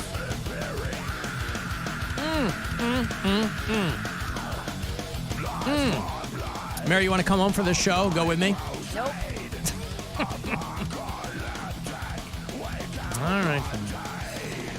Guardians back here at home tonight. First of 4 against the Detroit Tigers. 6:40 is your first pitch, so we will roll out shortly after 6 o'clock. Guardians will go to Philadelphia after that, and back to Detroit. But they only took 1 of 3 against the Padres this weekend. So Guardians baseball tonight on WMMS on the iHeartRadio app. Provided we're not getting overrun by either religious stations from Dayton or smooth listening stations from Canada. When we were off the air earlier, we were being... people were telling me they were hearing some easy listening station from Windsor over us. And last week, people were writing me and saying, "Hey, has MMS decreased their power?" I'm like, "No." They said, "Oh, because I'm getting a religious station from Dayton." And hey, radio waves are wild, especially at night on AM stations, less so on FM stations. But you can get all kinds of interference from places. I picked up TAM in Indianapolis one time. Yeah. That's far. Well, it's a 50,000 watt AM radio station too. There's a lot of those that you can, when I'm coming back from, one of my Michigan trips or something at 2 a.m, that's the perfect time to punch around the AM dial. I mean, I've been in Michigan and picked up AM stations from Boston and Philly, and usually they're news talk stations. Mm-hmm. And usually they're more conservative programming, but I've been punching around on our dial and really enjoying the 99.1 station that we have. The throwback station? Throwback station's pretty good. That's legit, boy. Love a throwback station. Those are fun. My girlfriend was so pumped for it. Because, we don't disagree on music, but I listen to a lot more rock, and she's more hip hop, R&B. And when I put that on, she's like, "This is the best station I've ever heard." Because it's really in that wheelhouse of, 90s and early 2000s R&B. Yeah. And hip-hop. Those are fun. Yeah, it's got some good stuff. If you do them right. Yeah. And I have no belief that they won't do it right. But those are the kind of stations where it's like there's a huge novelty to them when they sign on. They go, "Oh, my God, I haven't heard this in forever." Mm-hmm. And then a month later, you're like, okay. But they're still fun. It's a good time. Smart move. Cavaliers give Evan Mobley the maximum contract. Not a maximum contract, the maximum contract. They did a lot of work there at the Cavs front office, and they were like, what would the maximum contract be? And so they signed him to a 45-year, $6 billion contract. It's close to that. It's so much money. It's not that much. It's a 5-year, I think, $240 million contract. It's a lot. He's 23 years old. He signed a 5-year, $224 million contract. Okay.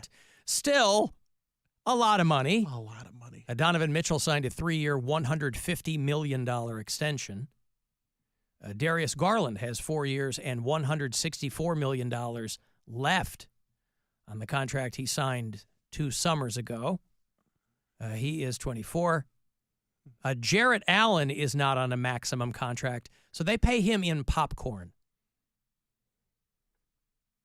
No, he makes $10 million a year. He's doing fine. Jarrett Allen? All these guys are doing fine. I'm surprised his isn't Sorry, more. $20 million. I was going to say. He has 2 years at $20 million annually remaining on his contract. Pretty good. So wherever these guys go after that, they've got quite a bit socked away, hopefully. Mm-hmm. So the Cavs have 3 players on a what constitutes a maximum contract? Oh, it's the maximum amount of years and the maximum amount of money. Is that what that is? Yeah. Well, so it doesn't always have to be the maximum amount of years, but it's the maximum amount of money that they can get paid. The maximum amount of money that you can get paid is Yeah. $224 million Well, over 5 years. Over 5 years, yeah. Huh. Yeah. That's for that scale. Because then there's Supermax contracts. Oh. That's what Donovan Mitchell, that's why he only signed a 3-year deal, because when his 3-year deal is up, he'll have been in the league for 10 years, which means you can sign a Supermax deal, and those are creeping into the $300 million range. Okay. So there's players that have, over the course of their career are going to make $1 billion just from the team that they're playing for. What about a Supermax contract at a prison? Well, that would be completely like- different. And why would you bring that up? Because isn't Ohio State Penitentiary a Supermax prison? I don't know, but it has nothing to do with basketball. You said a Supermax contract. I immediately thought in the prison. context of the NBA. Oh. In a Supermax Oh. prison is not, you're not getting a contract on that. Isn't that what a sentence is? I mean, if you want to get technical about it, which I don't. know you love to. I No, do you not. love to. I don't. No, let's get let's get all technical. I don't want to have get another technical. Crappy conversation about. I don't want to get technical. Well, Youngstown is a Supermax prison. And when you leave there, they don't have to pay you out. Most people don't leave there, I don't think. Yeah. But I'm almost positive they don't have to pay you out. Speaking of prisons, yesterday in my Uber, I went to Taste of Tremont. Speaking of prisons, Yeah. I went to Taste of Tremont. I went to Taste of Tremont, and I was riding there with my buddy Pants, and the guy that picked us up, he's like, I'm surprised you guys aren't down at the Incarceration Fest the way you two look. And I'm just being quiet. I'm like, yeah, just make it down there. And Pants is like, nah, I had a show this weekend. And I'm like, shut up. Like, He's playing along. I shoot him a look, and the guy goes, oh, what kind of show? And Pants goes, comedy show. And I'm like, you did it. You have to deal with this now. I'm not saying a word. And the guy goes, You're like, I'm a tax accountant. I don't know what this guy's I'm talking like, about. yeah, I don't have a job. I don't do anything. Leave me alone. And then the guy's like, oh, I'm pretty funny myself. And I'm like, this is what you get, Pants. Don't tell people you do comedy. And the guy's just going on. He's like, first of all, I don't understand why locally people aren't doing shows like SNL. It seems like it's pretty easy to put together. And I'm like, is this an old, like what age range is he's this probably guy? Early 50s. Okay. Like Gen Xer. Yep. And he's like, and I think if I just like took an edible and went on stage, I'd be able to just go up there and rock it. I'm like, then go do it, bud. Then go do it. If you Sitting think there that's all biting it your is, go tongue. do it. Yeah, like I'm just kind of shrugging my shoulders and letting Pants go through this whole thing. But I'm just like, don't. And we get out of the car, and I'm just like, this guy goes on and on about how he could reinvent comedy and how you should take comments from TikTok videos and turn those into jokes. And I'm just like, yeah, but that's, I didn't write that, so I wouldn't do that. But Well, he's probably moonlighting as an Uber driver. So did he mention what his day job was? I mean, this was at 12:30. It was his day job. It was in the middle of the day on a Sunday. So Yeah. he was just going on and on about Maybe he's a weekend this. driver, but during the week, maybe he has I was not some skin in the game. I don't think so. Okay. But then we get out of the Uber, and I just start slapping Pants in the shoulder. I'm like, don't tell anybody you do comedy. And he's like, I didn't know. I didn't think it'd be that big deal. No, because they either say, tell me a joke. Well, it's not that big of a deal, and you tell him a joke. It's annoying. It's an I annoying get it, conversation. But how often does an Uber driver start talking your ear off about comedy? Every time you tell him you're a comedian. Well, that's why you probably don't tell him. That's why I'm saying this. I've had these conversations. But since he did, that's when so I'm like, shut up. And then like telling me how to do comedy after, when he's never done it and saying that it'd be easy to put together a Saturday Night Live-esque show on a weekly basis. Yeah. And just come up with new material every single week. And I'm just like, dude, it's not. And again, I'm just like letting Pants deal with this. He said that he had, you're sure he hadn't ever done it? Yes. Yeah. He just said he thinks he could take an edible or get real high and just go on stage and do an hour of amazing comedy. Right. And I was just like, dude, that's what they all say. You should have put him on That's one what of your they all shows. say. I always say, hey, just email. Yeah. Just send an email. Yeah. And take then his they never information. Do. No, I'm not gonna book him. He can send the email himself. He wants to do the show. You can send the email, but I'm not gonna chase this douchebag. No, down. not chase him down. You go, hey, you should really hit me up.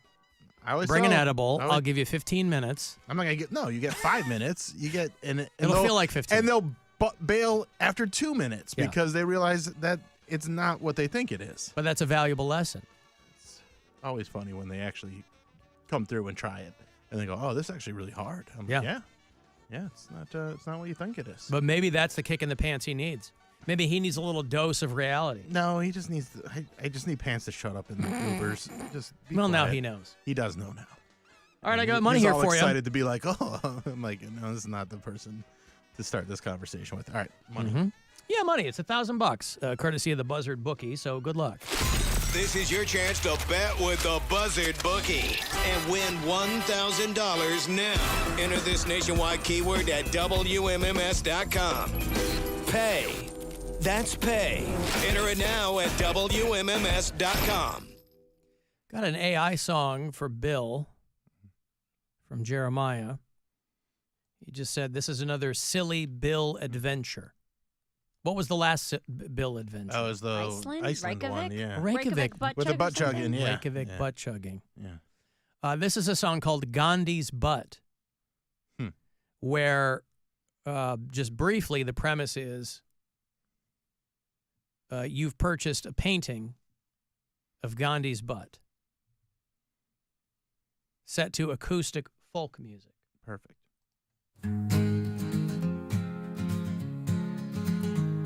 Bill Squire spent his fortune on a whim, a giant painting of a saint so trim. Not the face or the hands, not the row or the feet, but Gandhi's butt, and that's kinda neat. He sold his house and he sold his car. Now he lives alone under the stars, with a masterpiece clutched tight to his chest, homeless but feeling strangely blessed.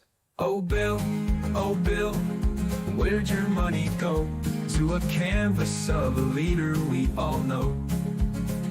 But it's not his wisdom or grace divine, just Gandhi's butt that you find so fine. He walks the streets with his treasure in tow. Folks stop and ask, why'd you do it though? He just smiles and gives a little shrug. Art's in the eye, like a well-worn mug. The gallery closed, the doors are shut. Bill's love for art has left him in a rut. Yet each night he gazes at his prize front, seeing the peace in Gandhi's rounded blunt. Oh Bill, where'd your money go? To a canvas of a leader we all know. But it's not his wisdom or grace divine, just Gandhi's butt that you find so fine. Gandhi's butt. How about that? Gandhi's butt. Gandhi's butt. Who knew that you had such an affinity for, pulled that out of thin air? It kind of makes you pine for Satan and coconut milk squirting all over the place. Never thought I'd say that, but anyway. Miss it? Thank you, Jeremiah. I'm not going to go that far, but well, there you go. Gandhi's butt. A little Bill Squire adventure. If you listen to us on iHeartRadio, you can always drop messages there. People are partial to doing that. A little red button that comes through, and I'll see those. I'm bashful, so I don't want to say, hey, let's go out for a couple of beers. Even though I know you'd go with me because, damn, I'm gorgeous. And I listen to your voice. And you're amazing. Wow. What was that? Loves you. Who's that? Say that again. Play that again. Was that someone asking me to get beers? I'm asking me to get beers. Oh, asking you to get beers. I mean, go get beers. He's gorgeous. Yeah. I said. What a flex. I mean, I know you would because I'm gorgeous. Yeah, okay. Obviously. Obvi. Now, hold on. I'm bashful, so I He's don't... bashful. Is that what he said? Oh, I'm bashful. I'm bashful, so I don't want to say, hey, let's go out for a couple of beers. Even though I know you'd go with me because, damn, I'm gorgeous. And I listen to your voice. And you're amazing. How about that? Well, gee, thanks, sir. I don't know. You haven't really given me much information there. But I Do you appreciate need more than that? Well, bashful and gorgeous isn't really my type. And I don't know. I mean, shouldn't I be asking him more questions? If you want. Like, what kind of grown man uses the word bashful? I don't know. Anyway, thank you, sir. I have to assume that was not intended for me. But what the hell do I know? Did you see, speaking of which, did you see the Powerball guy has a new girlfriend? Remember the guy that won the $2 billion Powerball? The guy out in California? And Edwin Castro was the guy. He won the $2 billion Powerball. And so he ended up buying like 5 homes in the entire LA area and a bunch of cars and all the stuff that you can do. And so there are all these articles about how he has a new model girlfriend. Now, she's an Instagram model, which anybody can be. But they're posting all kinds of stuff of them in and around Los Angeles, having dinners, snuggling up behind the wheel of his Porsche. He's getting invited to events and things. Ooh. And he's got all these houses. A girl named Peyton Vincent, who, listen, if you've got $2 billion, you know, we've all seen old decrepit dudes, and this guy's a young guy, but we've all seen super rich dudes who have just crazy hot girlfriends because they're rich. You know, that they're rich, right? So I'm prone to think that maybe this is really something because she's not crazy hot, with respect. But is she crazy hot compared to this guy? I mean, I don't know. I'll show you a picture here. That's the two of them there.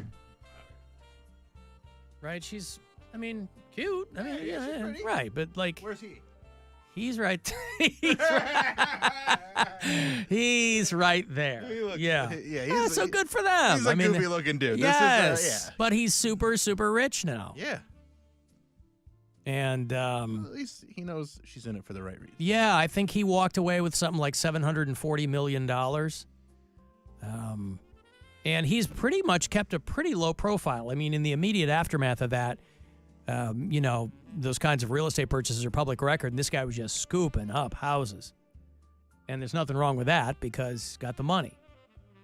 But now he's got himself an Instagram model girlfriend. And, you know, she's got 125,000 followers. So she's doing something right. So he's her arm candy man. This is my rich boyfriend, Edwin Castro. I got a break. I'll have those tickets for you. Want to join us on the Alan Cox Show cruise? We're going back out next month. Captain Fun's Floating Fandango. We're moving over to the Good Time 3. I will have all the details for you on how you can join us because there are a variety of ways to do it. But I will give you a pair after the break, 35192, to text for anything else, and we'll be back. The Alan Cox Show on 100.7 WMMS. And everywhere you go on our free iHeartRadio app. Rover's Morning Glory. We took a trip for birthversary over the weekend. Our wedding anniversary and B2's birthday combined. I just want to say happy birthday to V2 and happy anniversary to you guys. Well, thank you.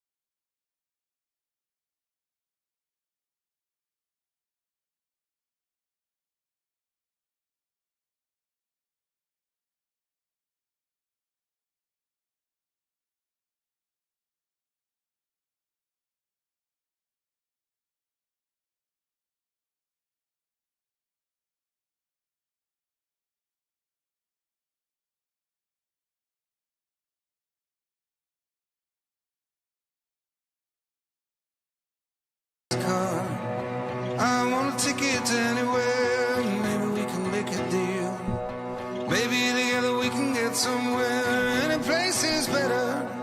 Starting from zero, got nothing to lose. Maybe we'll make something. Anybody see this over the Me, weekend? myself, I got nothing to prove. Chris Cornell covering Fast Car.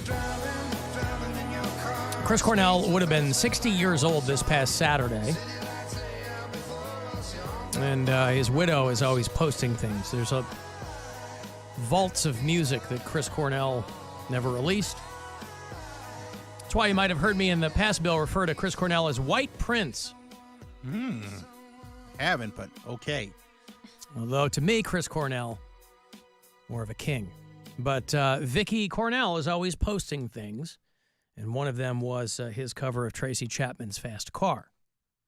Which, boy, everybody and their mother started doing again. Who was the dude that did it? Luke Combs. Luke No, you Combs. just saw him, I right? just went and saw him on Saturday. Did you on really? Accident. Where was Yes. that? Jones Beach? No, MetLife. Oh, yeah? I was at a show Saturday, and a comedian walked in wearing a Luke Combs shirt. I was like, oh, dude, I love Luke Combs. I was like, he's on, like, one of my bucket lists. I've been wanting to see him for a few years now. Now, he's the fat ginger, right? They're all fat gingers, too. Yeah. No, but But isn't he Luke is Combs like actually a fat ginger? Yeah. Kinda. Yeah. That's what I mean, mean, I yeah. guess. And I was like, I love Luke Combs. He's like, oh, I just saw him last night. I was like, where was he? He's like, MetLife. I was like, oh, that's awesome, man. I wish I could have gone.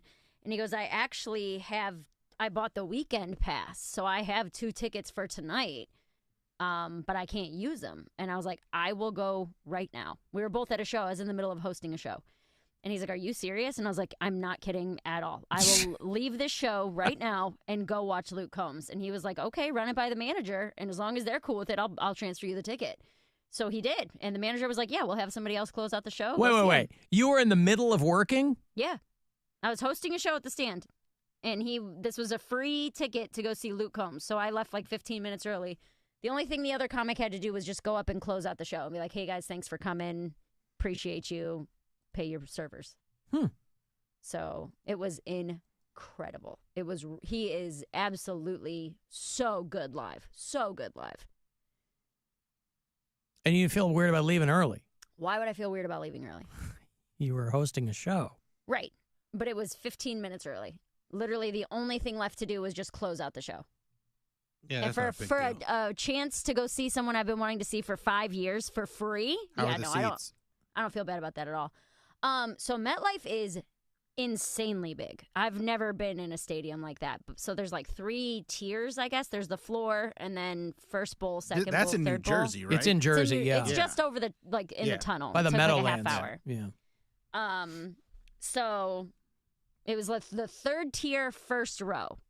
So they were up there, but being in the first row wasn't as bad because there's nobody blocking my view. That's where the Giants play. Yeah, Yeah. Giants and Jets, and huge. they're doing dude. the World Cup there in a couple. I don't remember, but It's the biggest NFL stadium. yeah, it's huge. So it was packed out then. It was sold out. He sold Wow. out 2 nights. And I was actually thinking about you guys when you're like, these podunk, blah, blah, blah. And I'm like, yeah, these are the ones that are selling hundreds No, of I know. thousands of Who, tickets. Listen. who do we say podunk? No, when you say that there's like country artists that you've never heard of that are selling hundreds of thousands of tickets. Well, Like it's this Well, is- no, but we podunk. cop to it. I mean, I'm Yeah. like, I know they're selling. I don't get it. But I said Luke Bryan sold out 3 nights at an NFL stadium. I wasn't acting like I don't know who he is, or not him, Morgan Wallen. Like I know there's huge country artists. So you went I on just can't believe Saturday? people enjoy the music as much as they do. Yes, I went Saturday. Jordan Davis. This is the support. Did you see the support? I didn't see any of the openers. She's not there for the Oh, openers. I see. Well, no, I didn't find out until 8:30. Yeah, you went for the headline. Yeah. Yeah. The growing up and getting old tour. Okay. It was so good, man. He's probably got a hot wife too, right? He's Yeah. got a very hot wife. Yeah. Yeah, her birthday was Sunday. Everybody sang happy birthday to her. Oh. It was crazy. Oh, that's nice. I was sobbing during the 2 songs. The one is about losing your dad. And that one got me. I forgot about that song. What's that called? Goodbye, it's- Dad? Yes, it's called. I'm so sorry you died, Dad. I can't believe you're gone. No, it's called Just 'Cause I'm Leaving, I think is what it's called. And does everybody go crazy? I mean, this is obviously an act where everybody knows the songs, but do people go extra crazy for that Tracy Chapman cover? Even Though I'm Leaving is what it's called. Yeah, people. Well, that was his crossover hit. That's what sent him into another stratosphere. Was that being played on like pop stations, Right. and being getting all the press and coverage that it did. But is it all? I mean, even if you like that song, if you go to his show, you go, oh, you still have to like. Is it pop country? He's more country. Is he? He's got a lot of love songs. He has like a lot of slower, like more ballad type songs. But yeah, he has some pop country, some regular, some more. But even stuff. like the stuff that I've seen, like the pop country is more Randy Travis than like modern pop country. Like I would say, like it's more based in country than pop. Yeah. Like it's more upbeat for sure, but it's more like, it's or even Garth Brooks type stuff. Yeah, his song "Even Though I'm Leaving," that one got me, and then the one before that, he played them back to back. There's one called "Doing This," which he talks about being asked in an interview, like, "What would you be doing if you weren't doing this?" And he talks about like, "Oh, I'd still be doing this. You just wouldn't know who I was." And it's about like, just playing no-name towns and paying your dues and. It's why I could never figure out why New York City, the New York Metro, could never keep a country radio station on the air. Because obviously it's popular, but they could just never keep one on the air. And they tried a bunch of times, boy. They're like, it's the number one market. Country is a massive, format. And they would, every few years, they'd try to put a country station on, and just nobody cared. And I can't figure it out because it's huge here. I know it's Cleveland, but I mean, anywhere you go, there's going to be people who like country music. Obviously huge there if he sold out 2 shows. That's in what a I'm saying. 100,000 seat stadium. It's just I can't figure it out. For whatever reason, people aren't listening to the radio. I think they got something out on Long Island now, but I mean, they went through so many iterations of country radio in New York City. They had 94.7 and they had 104.5, all this stuff, but they just could not figure it out because you got a lot of very popular acts right now, but fewer. It seems like they're more solo people now, and fewer like Brooks and Dunn, Jimmy and Johnny, that kind of like Florida, Bands Georgia, that kind of thing. Bands or duos. The or two whatever. dudes in these things. Yeah, all right, well, so that was a bucket incredible. list thing then. So good. Yep. Yeah, I've been wanting to see him for probably since the pandemic. Because he popped off for me probably in like 2017 or 18 is when I started listening to him. And then since everything came back, I was like, man, I've been really wanting to go see Luke Combs.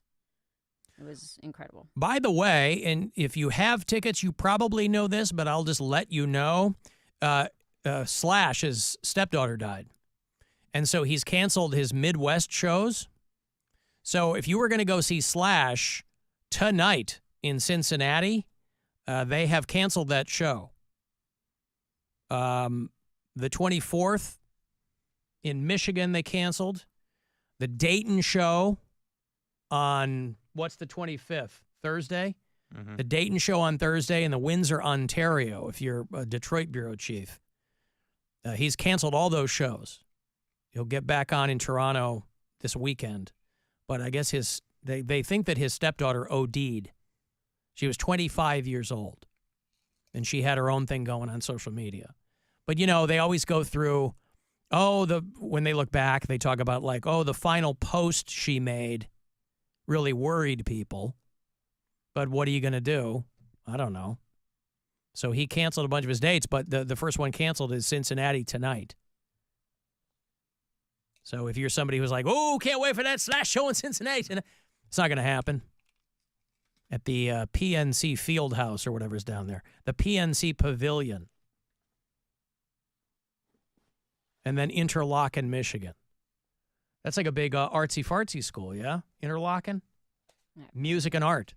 Very expensive. Very prestigious. It's like the Juilliard of the Midwest. But, that's why if you got to make every, they say live every day like it's your last. You have to make every social media post like it's your last. So when they go back and look, whether it's something you do to yourself or, God forbid, something that happens to you, what legacy will we leave behind? Well, these days it's going to be social media. You've got to make sure that whatever you're posting is something that other people can look at and go, why didn't we see the signs? Mary was at the Luke Combs show. She was so happy. How did she end up in the alley later that night? Foraging. She couldn't get in. Forgot her key. So excited. And that was the end of it. So, did you see have you ever heard of a woman named, I'll show you a little bit of her work. Have you ever run into a woman, you're probably not doing the same shows, but a woman named Diane Forrest? Oh. You ever heard of Diane Forrest? No. Okay. She's an 89-year-old stand-up comedian who works in New York. She turns 90 next week. Diane Forrest? Diane Forrest. I'll play a little bit of her stuff. She got sucker punched in the street. And this is probably the most press she's ever gotten. But she was, this is in the morning. She was walking back to her home in the West Village from a swim class. Ooh. And she was sucker punched. If you find her photo online, she got a big old swollen eye. Yeah. Someone sucker punched her in the face. CBS 2's Naveen Dhaliwal has the story from Greenwich Village.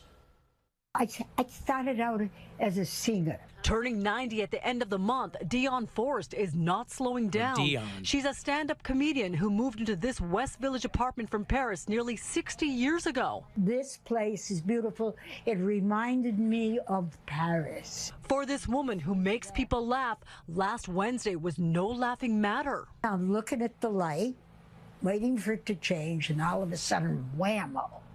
I didn't know what happened. It was just before 9 a.m. Forrest was walking home from a swim class when at the corner of 7th Avenue and West 11th. I just felt it was my eye, and I thought, oh my God, even my nose didn't get it. And I just had Botox the day before. Police. She looks like she's had a little, but she's a performer. Yeah. You haven't run across Dion Forrest? No. Oh. Well, listen, she's out there. Getting on stage. Who knows if she'll be performing anytime soon. Oh, what's that? You'd like to hear some of her work? Yes, please. Oh, of course. Hi, everybody. I'm Dion Forrest, and I'm 87 years old. This is her at Gotham.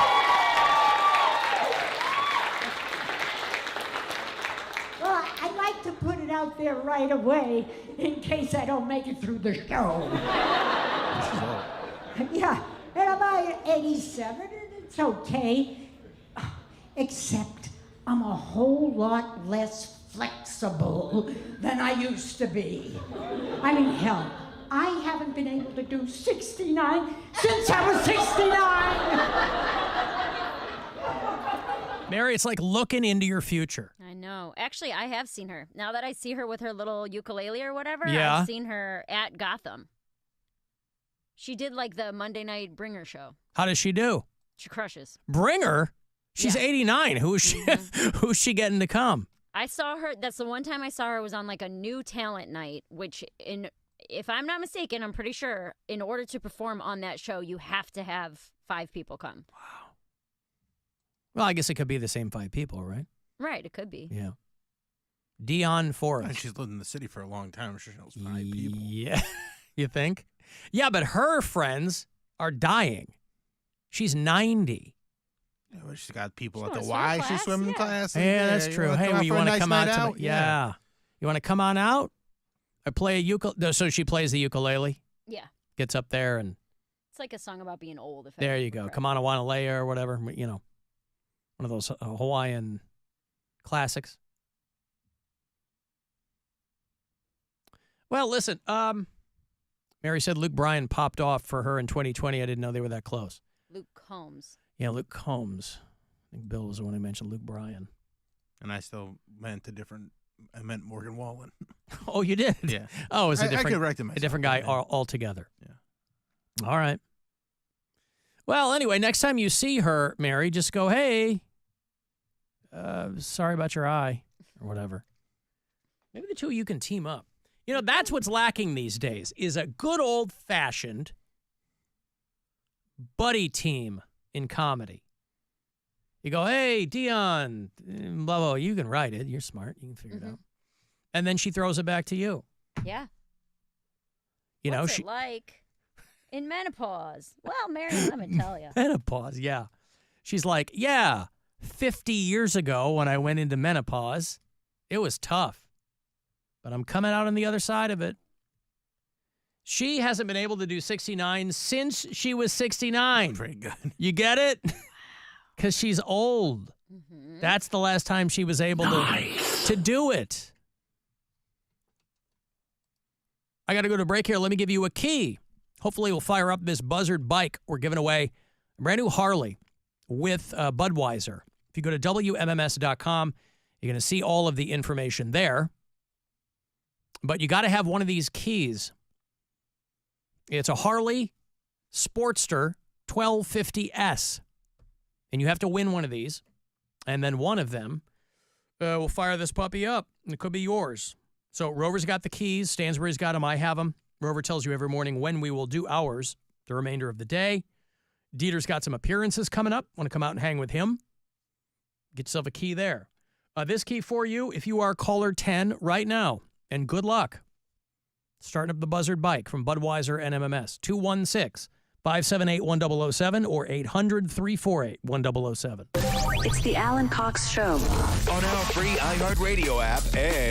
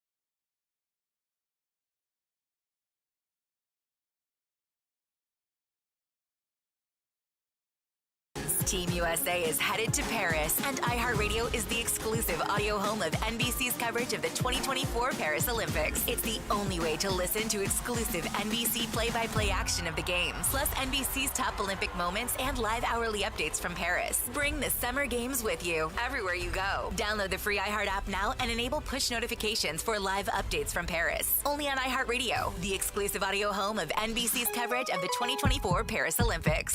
It's time to give. It's time to give stuff away. All right, let's get you to a Guardians game. The Baltimore Orioles will be in town the first weekend of August. Get you a 4-pack here for that Friday night game. It's a 7:10 start at Progressive Field. If you don't have that MLB Ballpark app, that should be on your phone because it makes everything a whole lot smoother prior to and day of. Tickets, info, everything else, you throw it on that app there. A 4-pack for you. Guardians, Orioles. Friday, August 2. Here at home. Good luck. Caller 10. 216-578-1007 or 800-348-1007. They try to keep the fighting to a minimum, but only because the makeup sex would be awkward. Well, I can never unsee that. This is the Alan Cox Show, 100.7 WMMS. I go flying down that highway to that hideaway, stuck out in the woods to do the boot, Spook, and booby. Yeah, heel toe, do-si-do. Come on, baby, let's go boot-scoot. Oh, Cadillac, blackjack, baby, meet me out back. We're gonna boogie. Oh, get down, turn around, go to town. Boot, spook, and booby.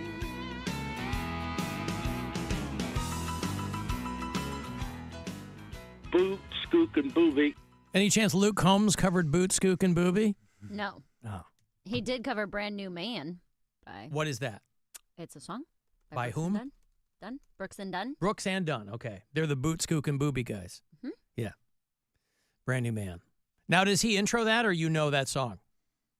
Do they go, I know that hey, song. here's one, some of you that might not? song starts right off, like it comes out the gate with lyrics. There's no ramp or anything like that. So Gotcha.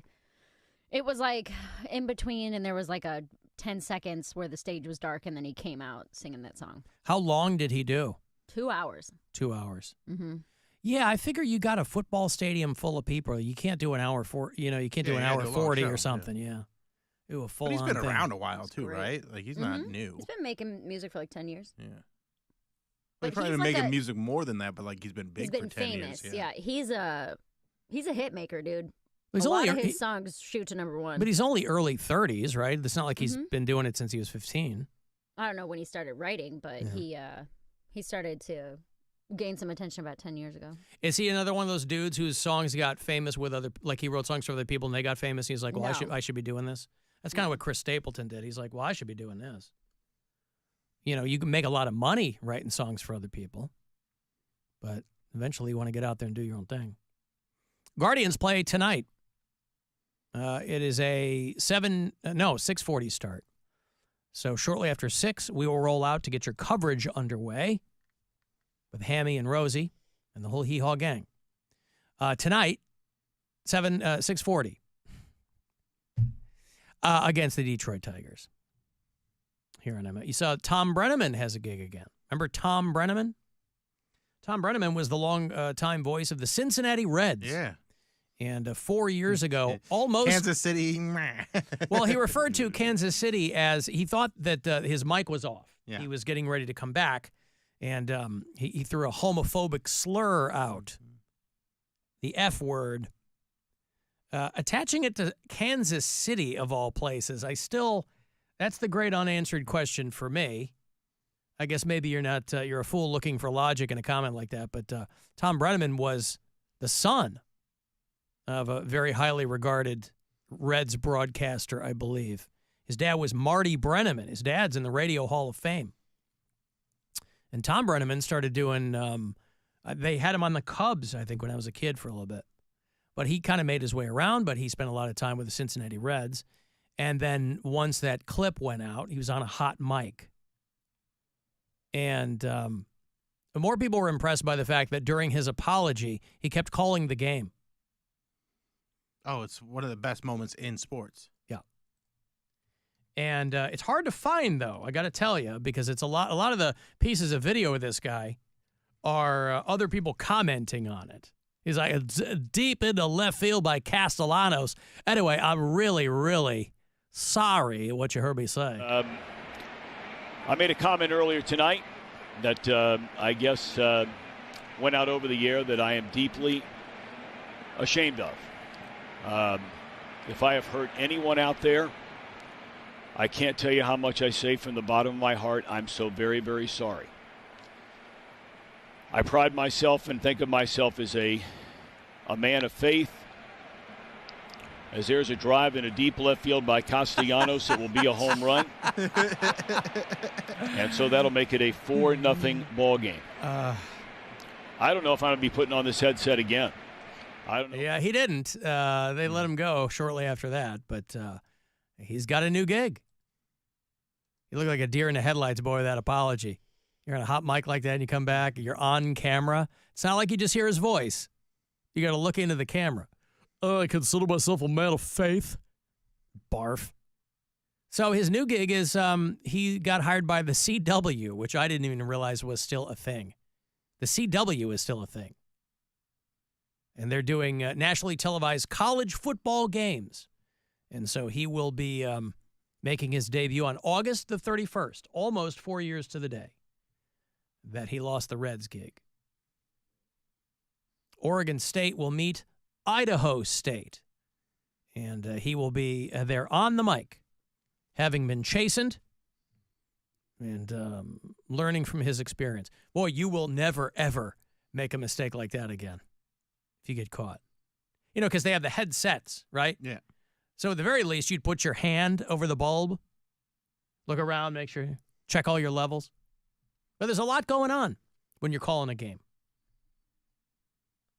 But Broadcasting 101 is all, you guys know this, always assume there's a live mic near you. Always assume there's a hot mic. So, yeah, the Reds took him off immediately, and then the next month he was like, they told him, like, I assume they told him, hey, if you don't quit, we'll fire you. Because I think he ended up quitting. If you don't submit your resignation. But Marty Brennaman was his dad. He was very famous. Now, I don't know if Marty Brennaman had ever run into anything like that. You know, if you come from, if you're like a second-generation broadcaster, and you have to go home and tell your dad what happened, right. If he didn't see it. Let's say his dad didn't see it. Hey, how was the game? I ran into a bit of a snag. Should probably tell you something. I ran into something that rhymes with snag. And it's my fault. And you know me, Dad. I'm a man of faith. They had come back from commercial. It was the first game of a doubleheader. And he didn't realize he was already on the air. There's great blooper reels on YouTube.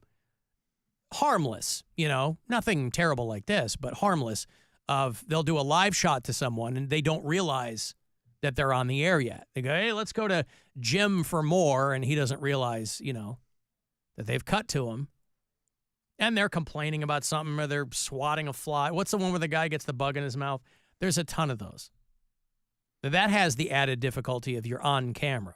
You call it a ball game, you're not on camera.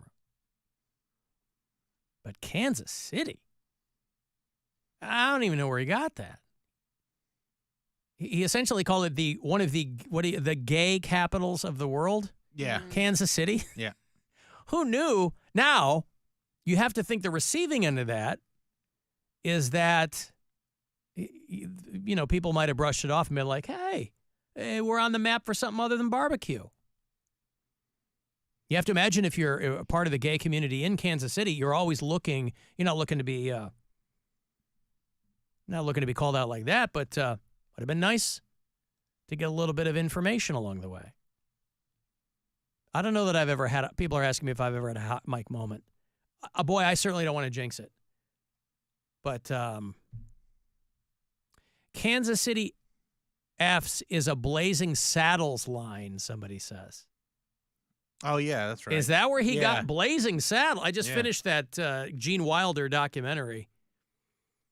And obviously they didn't linger too much on that kind of thing with Blazing Saddles, but it was pointed out, they were like, that movie could simply not be made now. Because you have to think Blazing Saddles is a movie, all these studios still own all the IP for these movies. And so they'll go, well, they'll just kind of look at their stable and go, well, what do you think we could reboot? And frankly, I don't think anybody would want them to do that because it would be so defanged that it would be no fun. That kind of exists in a very specific moment in time. A line from the movie is hopping around like a bunch of Kansas City Fs. All right. Well, but imagine that's how you reconstitute that as you're coming back. Because it's not like he quoted the line. You quote a line from a movie, no matter how. Right. Like Blazing Saddles. Right. You quote a line, no matter how distasteful it might be, you could go, oh my God, I'm so sorry. You make something up. But that, Blazing Saddles. So no, I can't recall having a hot mic moment. I've had a number of other terrible moments in broadcasting, but no. I know the person that I replaced here at WMMS apparently had a number of hot mic moments that were that were not to his advantage, I guess. I'm not privy to them, but I know I'm told that. But Dick and the Boot Skook and Booby, they're out there doing those gigs all weekend. He, I think, called on Friday, and he just couldn't have been more pleased at how many jobs they had lined up. I think he's kind of like the Luke Combs of his area. Luke Combs does a couple shows at MetLife. You pare that down a skosh, and, you got a room with 75 people in it. It's a big night. But I'll come. How about that? I got money. It is $1,000, second to last chance today to win from the Buzzard Bookie. So listen closely, and I hope you win. This is your chance to bet with the Buzzard Bookie and win $1,000 now. Enter this nationwide keyword at WMMS.com. Bills. That's Bills. Enter it now at WMMS.com. Alan, baby, Pete from Pittsburgh here. Calling to say about the movie Twisters. Went to go see it this weekend with my son. He's 10 years old. I asked him what he thought. He said, it was fun. I honestly did not enjoy it. I'm not a fan of pop country music. If anyone there is a fan of pop country music, go see it. That's the only thing that movie is good for. Huge letdown. Hate the show. Twisters is a big hit, yeah? I thought everybody was saying that it sucked. Really? It sucks in a nostalgic way. Oh. Well, I think your boy is the one that's got the big single from the movie. Who? Luke Combs. Oh, really? Yeah, I think so. I maybe that's what he's alluding to there. It made like $85 million. Oh, yeah. Ain't No Love in Oklahoma. That's one of his big ones. Okay. It's not one he wrote specifically for? No. I remember the first one, Van Halen wrote a song, and it was when they were, Van Hagar, but it was when they were really at each other's throats. And Sammy had written the song. I don't even know if I have it. It was called Humans Being. It wasn't a terrible song, but they wrote it specifically for the movie Twister. And it was really in the last days of Van Halen and Sammy Hagar. And he had written a song about how much he wanted out of the band. And he was like, well, I'm going to reconstitute this because it was him basically writing about how he couldn't get anything together, or how his relationship with Eddie had waned to the point where they couldn't even be in the same room together. And he wrote it, and Eddie was like, I don't like this, it stinks or whatever. And then the studio or somebody came to him like, you guys whip something up for this tornado movie we got? And they're like, how about this? So Eddie was all mad because they loved Sammy's song and all that infighting there. So it was okay. I mean, it was every inch of Van Halen's song, but it was supposed to be a song about how much he didn't like Eddie Van Halen. They used it in the movie. What do you mean $80.5 million? I mean, were people going for nostalgia? Were they hoping that there ain't going to be a Bill Paxton cameo? Maybe there's a Helen Hunt. Are there cameos in it? Neither of you guys have seen it, right? Twisters? So I don't know. Yeah. Yeah, I don't really care to see it. Like, I didn't even... Well, no, I have no interest in it either, but... I haven't been to the movies in a while. I had really cooled off on going to the movies. It's just not... I'm going to see Deadpool and Wolverine this weekend, but that's like the only thing that really got me interested right now. Because people are saying like Long Legs is great, but I'm just like not. I really want to see Long. I just don't have time. I'm just not a scary movie person that much either. So Really? like I'll probably see it at some point, but probably won't see it in the theaters. I was debating going to see Long Legs last night. I only had one show, and I was done at like 9:30. And I was like, maybe I'll go see this. But then I was like, I don't know if I'm in the right headspace to go see a horror movie alone at 10:30 at night. And like then a go back to heavy, an apartment. You know what I mean? heavy psychological horror movie. Yeah. I've got shows in Grand Rapids this weekend, and I'm like, maybe I'll do it one of those days, like during the day when I've got nothing going on. When the sun's out. When the sun's out. It's not so scary. Then you don't have to go right to sleep. Yeah, that's one of those. I mean, the studio expected Twisters to make about $50 million. I mean, $30 million more than that. So I guess that's good news for them. But that just means there's going to be a Twisters 3 or something. But no, Deadpool Wolverine is out this weekend, and like Bill said, that'll be a good one. Hopefully, I mean, I don't know how it could stink. People are just going to see whatever they come up with, and whatever they come up with, people will walk out and they go, "Yeah, it's fine. It was fun. It's okay." But I do want to see Long Legs. But who's got time for that?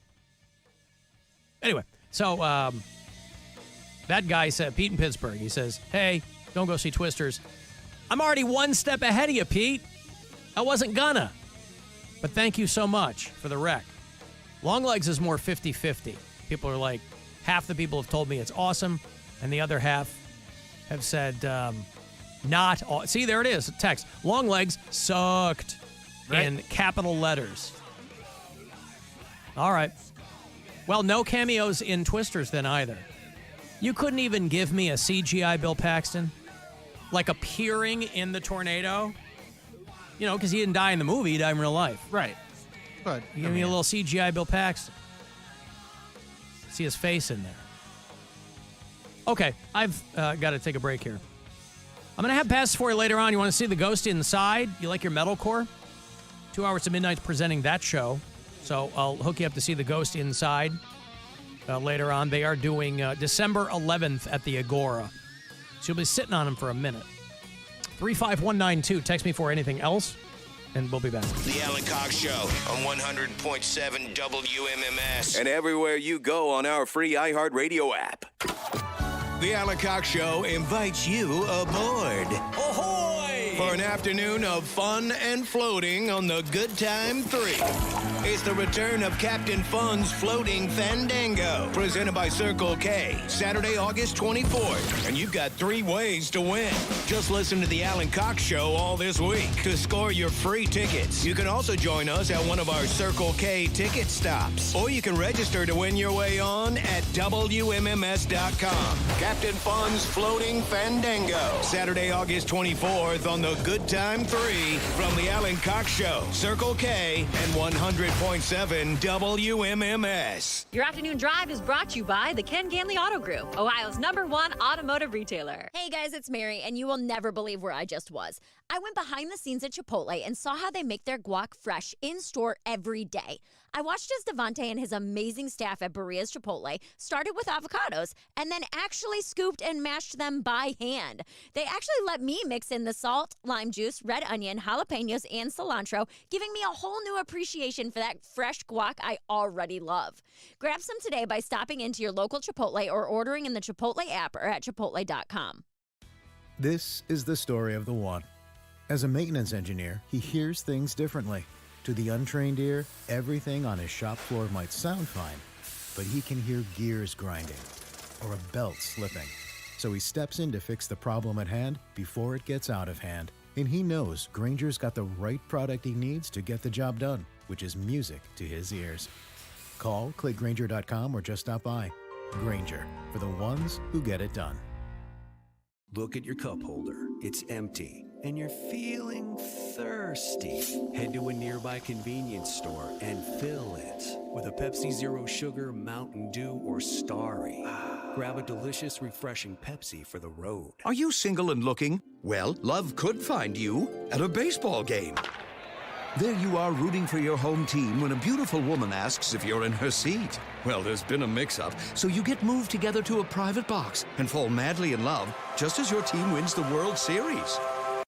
Or you could call It's Just Lunch. Their dating experts will get you out on some real dates for some real fun real fast. It's Just Lunch, the smarter way to date. It's justlunchcleveland.com, 216-328-9026. At KeyBank, we know a small moment like, what's it like to have a yard? Can lead to an even bigger question like, am I ready to buy a home?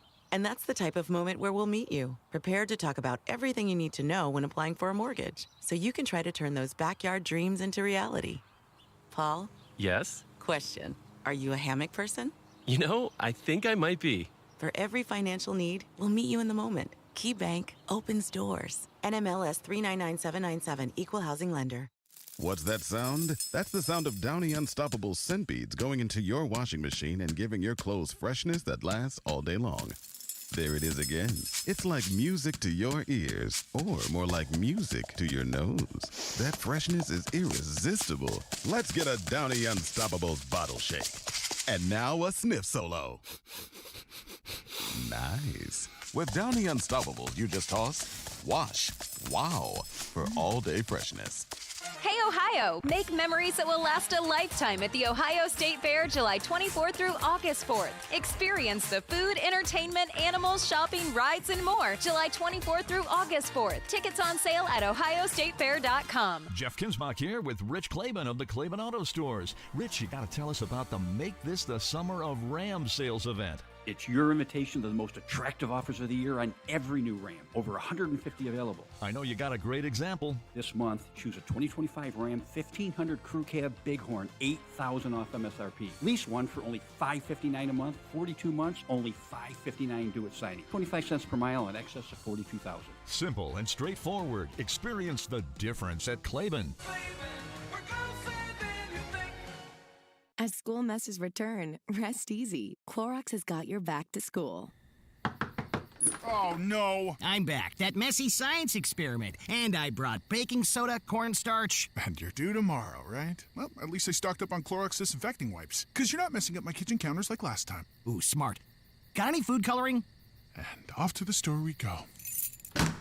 Stock up on Clorox disinfecting wipes that clean 3 times better than wet paper towels on kitchen grease and soap scum. Use as directed. Let's go together. To school and big dreams, to work and self-esteem. Put RTA on your team. Let's go together. With Wi-Fi on every ride, an easy app that's on your side, your pathway is bona fide. Let's go together. Plan your next trip at riderta.com. VW of Streetsboro has deals so crazy we had to bust out a thesaurus to find words to describe it. Unprecedented, unparalleled, unmatched, unrivaled, unfreaking real. Right now, VW of Streetsboro is offering low pricing. How about these lease deals? Get a brand new 2024 Volkswagen Telsas for only $169 per month. A new 2024 Volkswagen Tiguan S for only $199 per month. Or a 2024 Volkswagen Atlas SE 4Motion for $339 per month. Out with the old, in with the new. Bring in your trade and get up to $5,000 over Kelley Blue Book toward any new VW in stock. Plus, Volkswagen of Streetsboro is offering financing as low as 0%. Low pricing is going on now. So you better get into VW of Streetsboro today. VWofStreetsboro.com. Residency restrictions may apply. 36-month lease, 7,500 miles per year. Well-qualified buyers. Taxes, title, and license fees additional. Call dealer 330-342-7000 for additional details. Towsas MSRP $28,546. Tiguan S MSRP $33,254. Atlas SE 4Motion MSRP $44,599. The free iHeartRadio app has over 100 commercial-free stations like New Metal Radio. Wake up, grab brush and put a little makeup, rock, Search in You Metal Radio and listen now on your free iHeartRadio app. Free never sounded so good. Meet Cheryl. Hey. She's on vacation and lost in the moment. Unfortunately, so is her Chase debit card. It's gotta be somewhere. Maybe she lost it at salsa night. These skirts should have pockets. Or maybe she lost it at Pilates.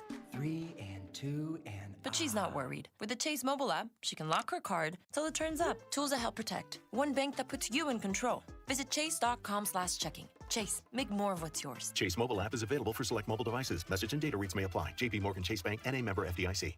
Welcome to Nada Yada Island. This season on Nada Yada Island. When we were new, they spoiled me. They even gave me a phone. But then, it's like I didn't exist. Don't take yada yada from your wireless carrier. Now with Metro, get that new customer feeling again and again. Introducing Metro Flex. Free 5G phones when you join, same deals as new customers when you stay. Only at Metro by T-Mobile. Just bring your number and ID and sign up for an eligible plan. After 12 months, trade in and get our best deals on select devices. That's a deal, yeah. I got McDonald's money. I got McDonald's money. One meal just to make me feel better. All I wanna know is, can I get up? Juicy double patty, the McNuggets so crisp, and the fries go to yellow. Yeah, McDonald's don't miss. Yeah, order app or the drive-through quick. Yeah, $5. That's a deal, yeah.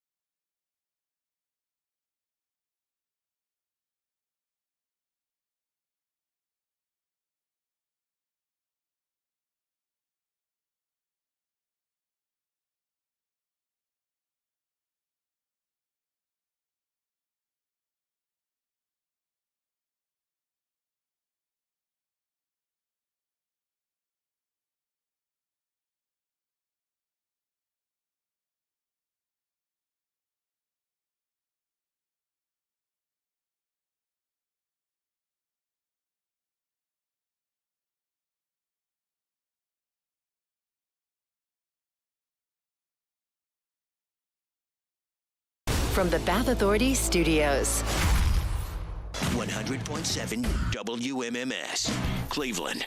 Call the Alan Cox Show. I'm sure it'll work for people on vacation when they don't have to do something, but I can't imagine it working on a day-to-day basis. 216-578-1007 or 1-800-348-1007.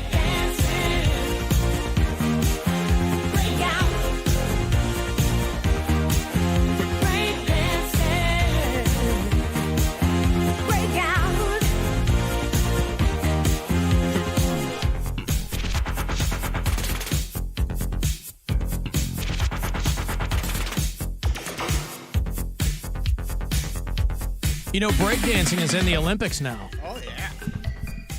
It's just called breaking, though. Yeah. When did that happen? This is the first year, I believe. Did they switch it to breaking? Well, It was Break In was the movie, right? Right, but like this is the first year I think it's in the Olympics. Yeah. And it's, they got on Peacock, they got the Gold Channel or like Peacock Gold Zone or something like that where they're going to be jumping back and forth between all the different events as they're happening.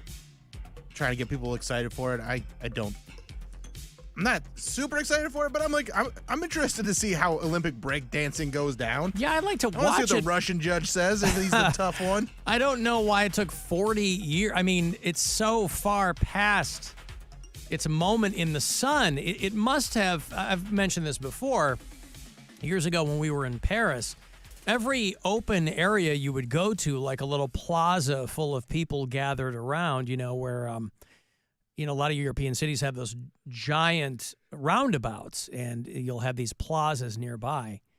And the rest of the world must have carried the breakdancing torch. I'm sure that it's been cyclical over here. There's been some nostalgia for it. But overseas, that must be, the rest of the world must be who pushed to get breakdancing in the Olympics. I mean, it needs to be a worldwide phenomenon, but it's also still really popular here just because you're not seeing it. There's still huge breakdancing competitions and a whole, I mean, look at all the movies from the early 2000s that had You got served. Those were breakdancing movies? It's just like dancing competition movies, but like it's all dance battle within a Stomp the yard type stuff?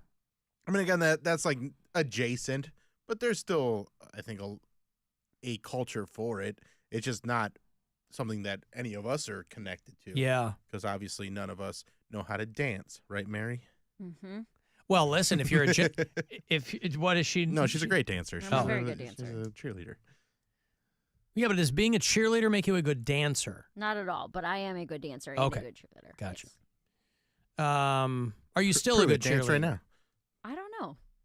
Not in the current physical state that I'm in, no. But you could get yourself back into cheerleading shape. Probably, but like my back and my knees don't work the same way they used to. Right. And my wrists. What about Those your are neck? like the big, trying to tumble and stuff would not probably be well on a 34-year-old body. And there'd be no point to it either, but Right. still. Other than just For prove to shrimps and myself I giggles. can Unless do you it. got into the Olympics. Maybe they At have 34? maybe they have a senior division. The No, they got those Paralympics. Pan American games that were here, right? That's 30 and up. I said Paralympics. I meant the Pan American Games. Pan American. Mary saw out of shape. She's in a wheelchair now. She's Right. now the Pan American game. I don't know if there's no, they're not going on because our girl Bridget just did the closing ceremonies. Yeah, for they're it. done. They're done. The Pan American Games, but yeah, I think the only criteria there is 30 and up.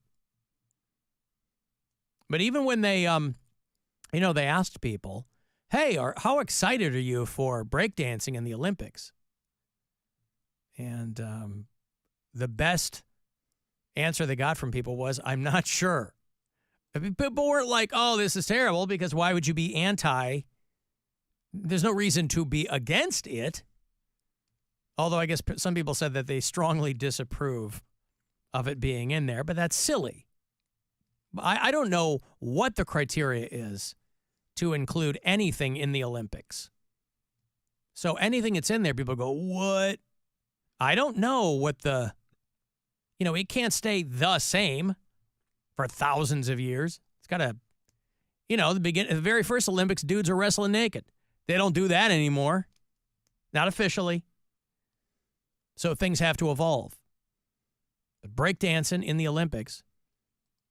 You guys got the memo about the Olympic theme, by the way? No, or I probably did. I just didn't Yeah. see it. Because we are the iHeart, you'll hear the promos. We're the official audio host or partner of the Olympics, but are prohibited from using the Olympic theme. So I don't know how that all works out, but, obviously that's licensed music, but you would think that they would, I don't know, if we are the official audio partner of the Olympics. Right. You want to hear Dustin left you a call, Mary? Of course he did. Let's hear it. It's been a minute. We haven't heard from him in a while. Alan, this Dustin down here in Georgia. I'm actually in Charleston, South Carolina right now. Damn, it's hot. Anyways, I wanted to ask Mary something because I know she's out in New York, living her best self or whatever. But, I wanted to see if Mary has ever heard of the guy on TikTok called General Aki, and that's O-C-K. He makes sandwiches. He works at some kind of deli, but, they're really weird sandwiches. So you can get, a chicken cutlet with, a strawberry Pop-Tart, or you can get pancakes with Fruit Loops and Philly cheese. You know, but guys come in there, they order a sandwich, and they're like, do it the Aki way. And the guy's like, sure. And I don't know. I just thought it'd be cool if Mare went and got one. I'm sure she can look it up, but it's called General Ock, O-T-K. Let me know what you think, Mare. See you, bye. I have never heard of this person. I'm looking him up, though, and he's got 5.2 million followers on TikTok. I've seen this guy. I have not seen this. Yeah. Looks good. Anywhere? But no. He's over in Manhattan. Where is he? I can't find where he is. TheAkiway.com. I took a big old swaller out of it, and I was like, uh-oh. This is just a link to all of his merch, but it doesn't say where his place. He probably doesn't want people to know where his place is. It is That's in Brooklyn, I that. believe. No, he does huge numbers. Yeah, I've seen some of his sandwich videos over the years. I can't figure out where he is located. Well, I've never heard of him. But Dustin really wants to know. No, I haven't. All right, well, there's your answer, Dustin. She has not done that. But go out there deli and... on 603 Clinton in New York is, so there you go. 603 Where do you see Clinton. that? A article in The Guardian. Oh. Well, there it is. They got the Brits on it already. Aki Way. Oh, it's on Aki Way. Oh, I see. Because the guy was like, oh, this, the guy's name is Ak? I can't figure out anything. Aki Way. He goes by General Ak. In Brooklyn. There you go. 603 Clinton in Brooklyn. The Aki Way. So that's not the street he's on. He's on Clinton. Raheem Mohammed. All right. Well, Red listen. Hook Food Corp. Yeah, I guess that's how you get to. I guess that's how you get people paying attention. He's on Know Your Meme. You're out there and you're like, hey, I just made a sandwich with Pop-Tarts. Hell yeah. I'm crazy. Yeah. Hello, Joe. Hello. How are you? How you guys all doing? Good. Long time no talk to. Okay. Hey, I I'm all for the Olympics and all that, but I was just wondering if any of you, like Bill or you or Mary probably won't remember.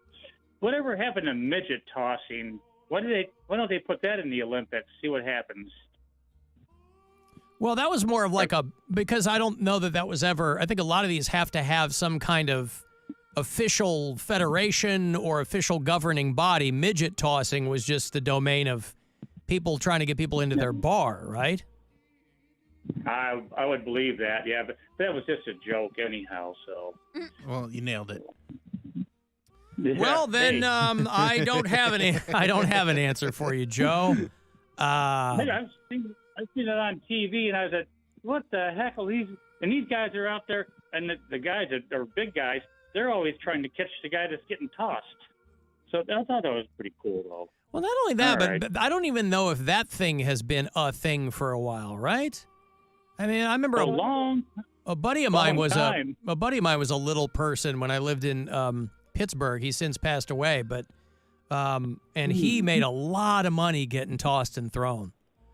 So isn't that awesome? The very last people who were offended by it were the actual little people, because it was a pretty good revenue stream for them. It was everybody else who got their undies in a twist over over little people tossing. But yeah, that's back when I was. Oh my God, it was 40 years ago, I believe, wasn't it? Something like that. Well, I don't go back that far with that, but I mean, I'm sure there's no small, if you'll pardon the pun, there's probably no small amount of jealousy in the little person tossing game, Joe. So I don't know. Yeah. If you have a friend that owns a bar or anything like that, maybe pick their brain, see if you can bring about a triumphant return. Okay. Yeah. Hey, I got another thing. Okay. No, I'm not that bad. What's the big deal with this cornhole game? How come nobody plays horseshoes no more? Actual like horseshoes, 40 feet apart, hit the pin. And they just don't play that game. They all want to play Frisbee golf and all this other crap. Why are you so bummed out about it, Joe? That nobody plays horseshoes? Bags is fun, man. Horseshoes. My friends are all dead, and I'm sitting here alone by myself. Oh, I see. I mean, they still sell like yard horseshoe games on Amazon. Yeah, well, I got horseshoe pits in my yard right alongside of my barn over here. Yeah. But nobody comes over and plays. I was thinking about putting a sign out, say, hey, $5 a person, winner take all. But I don't know if they'd go along with that, especially where I live here. But I don't know. All right. Yeah, I don't know. Right. I'm going to go on a limb, Joe, and say maybe a handwritten sign inviting people to play horseshoes in your barn is not the best way to go. No, outside the barn. It's outside not in the barn. Okay. Well, good luck. Keep us abreast of the developments there, okay? Okay, guys. Have a nice day. Thank you. Thanks, Joe. Boy, Joe's out there all by himself on the homestead, and he's just trying to get something going. Hanging out. Just wants a friend. Trying to bring back midget tossing. That's what they called it back in the day. And now that's a slur, I believe. I think little person is the preferred nomenclature. Back in the day, it wasn't called little person tossing. It was called dwarf tossing, in fact. And it was a big deal on St. Patrick's Day, if you'll recall, because they resembled leprechauns. And so you'd have, when it was still acceptable, you'd have, it was a big, big day for little people in any community. Because if they weren't offended by it and they had an entrepreneurial spirit, they could drop a little bit of coin on a small little velvet outfit and then get out there and get tossed. Obviously, there had to be rules. You couldn't get rough with your stock. But, there were plenty of people having good times. And my buddy that did it, he died young, but he had fun while he was doing it. Maybe he didn't. He kind of drank himself to death, so maybe he didn't have a good time. But he made a lot of money doing it. And I never heard any complaining along the way. Alan, I want combat juggling in the Olympics. How about combat juggling? Did you put tag in?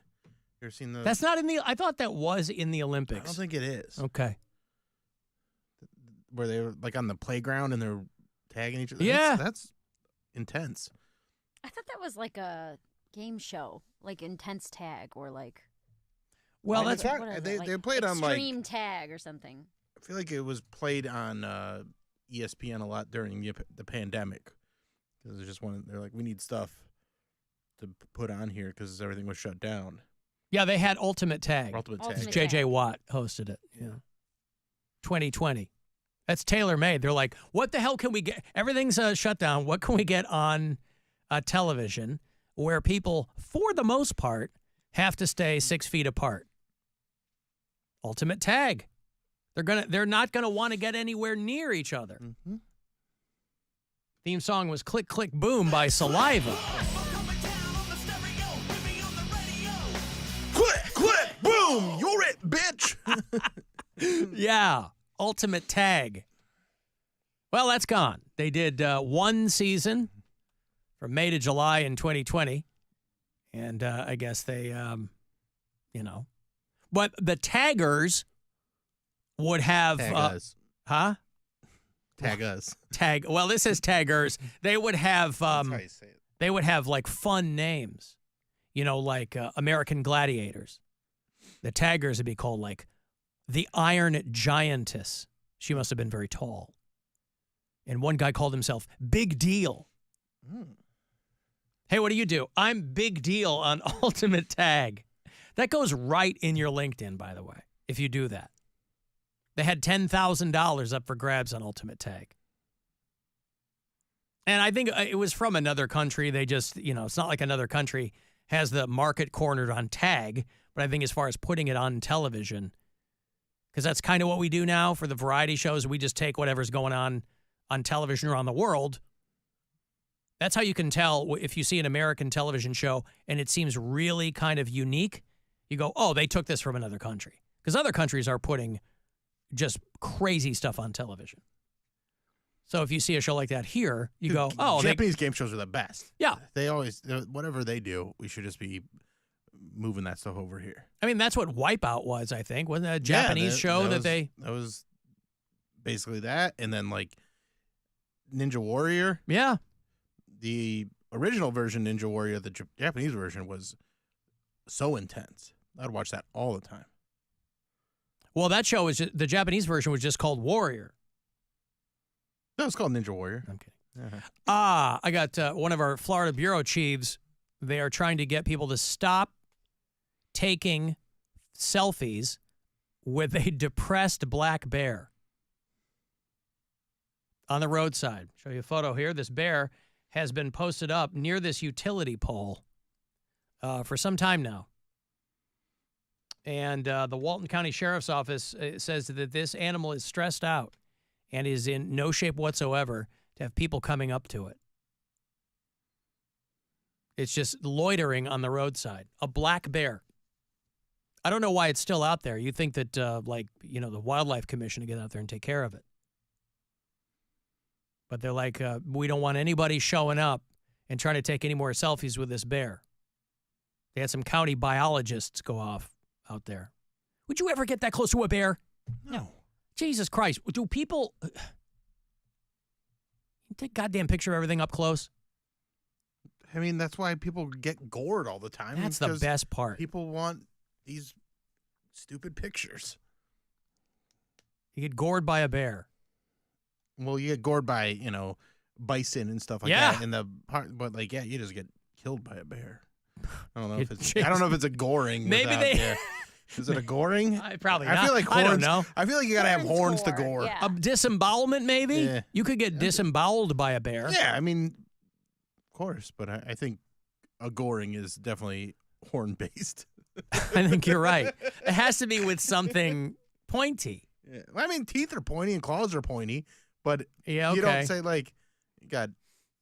You say he got eaten, not gored by his teeth, or attacked. Yeah. You're talking about a horn-based animal attack. Give bears as much space as possible, they said. Good rule of thumb. I was going to say, you can't believe they have to tell people this, but because listen, I understand. You're driving along, and you see Grizzly Man. Yeah, listen to Grizzly Man. You're driving along and you see something that you haven't seen before. It's Florida, so in any direction you're going to see something you probably have never seen before. Everything down there is trying to kill you, whether it's people or animals or the weather or whatever. And so you're driving along, and you're like, oh, you can understand. You'd be taken in that situation. Oh, my God, look at this. I'm never going to be in a situation like this again, where I can get a selfie with a bear. There are 4,000 black bears living in the wild in the state of Florida. In fact, they have you can kill bears now down there in Florida, right? They made a big, big deal about that when DeSantis signed that law saying you could go down and do that. And everybody made fun of the guy because he's like, I'm talking about the cocaine bears. I'm not talking about regular bears. The We Miami played the clip. Bears. Gotcha. The Miami Bears. Yeah. Doing cocaine in Miami. Right. A little South Beach. Well, that's what they're. Yeah. But they passed a bill that says that, hey, if you feel threatened, and you know how quickly people who are already armed feel threatened. So threatened. Very, very threatened all the time. That you can stand your ground and kill a bear. And again, bears are nothing to F with. You come home and, you got one in the kitchen cooking up some vittles. Bears are smart too. If they have some dexterity, because they're used to being around human food, you walk in, you see a giant black bear in your kitchen, not rummaging, cooking. It's managed to work itself into your Kiss the Chef apron. and it's back there cooking up an omelet or something, don't hang around. That's all I can tell you. Doesn't matter if that bear's depressed or not.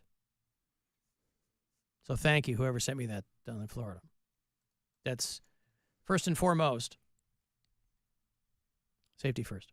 Hey, The Ghost, Inside, our metal show, 2 hours to midnight, is presenting this show. If you dig that band, they're real good, and they got a bunch of good bands coming with them. They're on the Searching for Solace tour. That'll get them to the Agora in December. So we're a little ways off, but you'll have them. We'll have the first pair this week for you after the break. And then the last chance today to grab some money, 5:30, that next keyword to grab $1,000 from the Buzzard bookie. This is the Alan Cox Show. Everywhere on our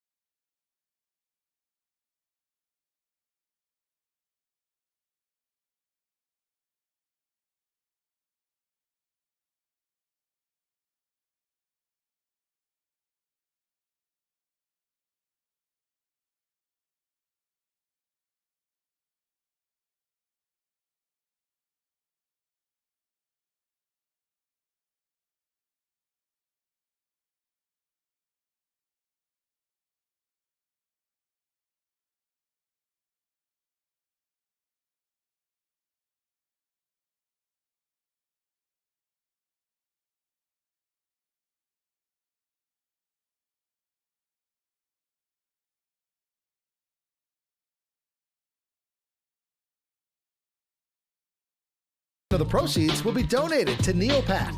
Stop by to support your veterans with Sergeant Clean. Welcome to the Sino Show. I'm your host, Sino McFarland. I'm an addiction specialist. I'm a coach, I'm a translator, and I'm God's middleman. My job is to crack hearts and let the light in and help everyone shift the narrative. I want to help you wake up, and I want to help you get free. Most importantly, I don't want you to feel alone. Listen to the Sino Show on America's #1 podcast network, iHeart. Open your free iHeart app and search the Sino Show and start listening. Oh yeah! It's time to give stuff away. Time to give stuff away. All right, I'm going to go see the band Ghost Inside. 2 hours to midnight, WMMS are presenting this show. They are on their Searching for Solace tour. They are the pride of El Segundo, California. And they got a whole bunch of special guests with them. Band called Gideon, Void of Vision, Of Virtue from Lansing, Michigan. All great bands. It's going to go down at the Agora on Wednesday night, December the 11th. And I will have these tickets for you all this week. AgoraCleveland.com has got the details for you. So this pair for caller 10 for The Ghost Inside this winter. Good luck. 216-578-1007 or 800-348-1007. The poor air quality. Oh, the air quality is bad? It's bad. That's been a complaint about this thing for a decade. The more exposure folks have, The Alan Cox Show. the more likely it is that they'll be sick. On 100.7 WMMS. We're getting Canadian wildfire smoke on the way in Northeast Ohio. More fun that way. Even if you don't smell Will this it. be your little brisket. Yeah, even if you don't smell it overtly, they talk about how the particulates in the air are really bad. There are wildfires in the west, western part of the United States, obviously, and in Canada, too. So something to think about as you're out there breathing. And it might be one of the only times that you consider it a positive that everywhere already smells like weed. Which is better, weed or like that fun bonfire smell? You know, like if you ever you'll kind of get it a lot in the fall when the air gets a little more crisp and people are more prone to having bonfires and things. You get that smell and you go, "Ooh, it's a good smell." But downtown here, and probably a lot of places though, it smells like weed everywhere you go, which I don't personally find to be an offensive smell. I'm a booster. But you mix But that. you're not wrong about it either. Like that, every time I go for a little, whether I'm walking to like Hilarities for a show or just wandering around downtown, it is just, weed. Downtown just smells like weed. Yeah. Everywhere Just you the go. way it smells. I park my car and get out into our garage to walk into the building, and it smells like weed. So, but enough so that you notice, but not enough to like get a contact high. Right, from it. yeah. So you're in this unfortunate kind of limbo, Like or for the it's most just part, out of reach. I don't even think about it anymore because I'm so used to it now. But then I'll come down here. Like my buddy was in town from New York, and a lot of places in New York have weird smells. But he's like, "Man, a lot of people be smoking weed around here, don't they?" Yeah.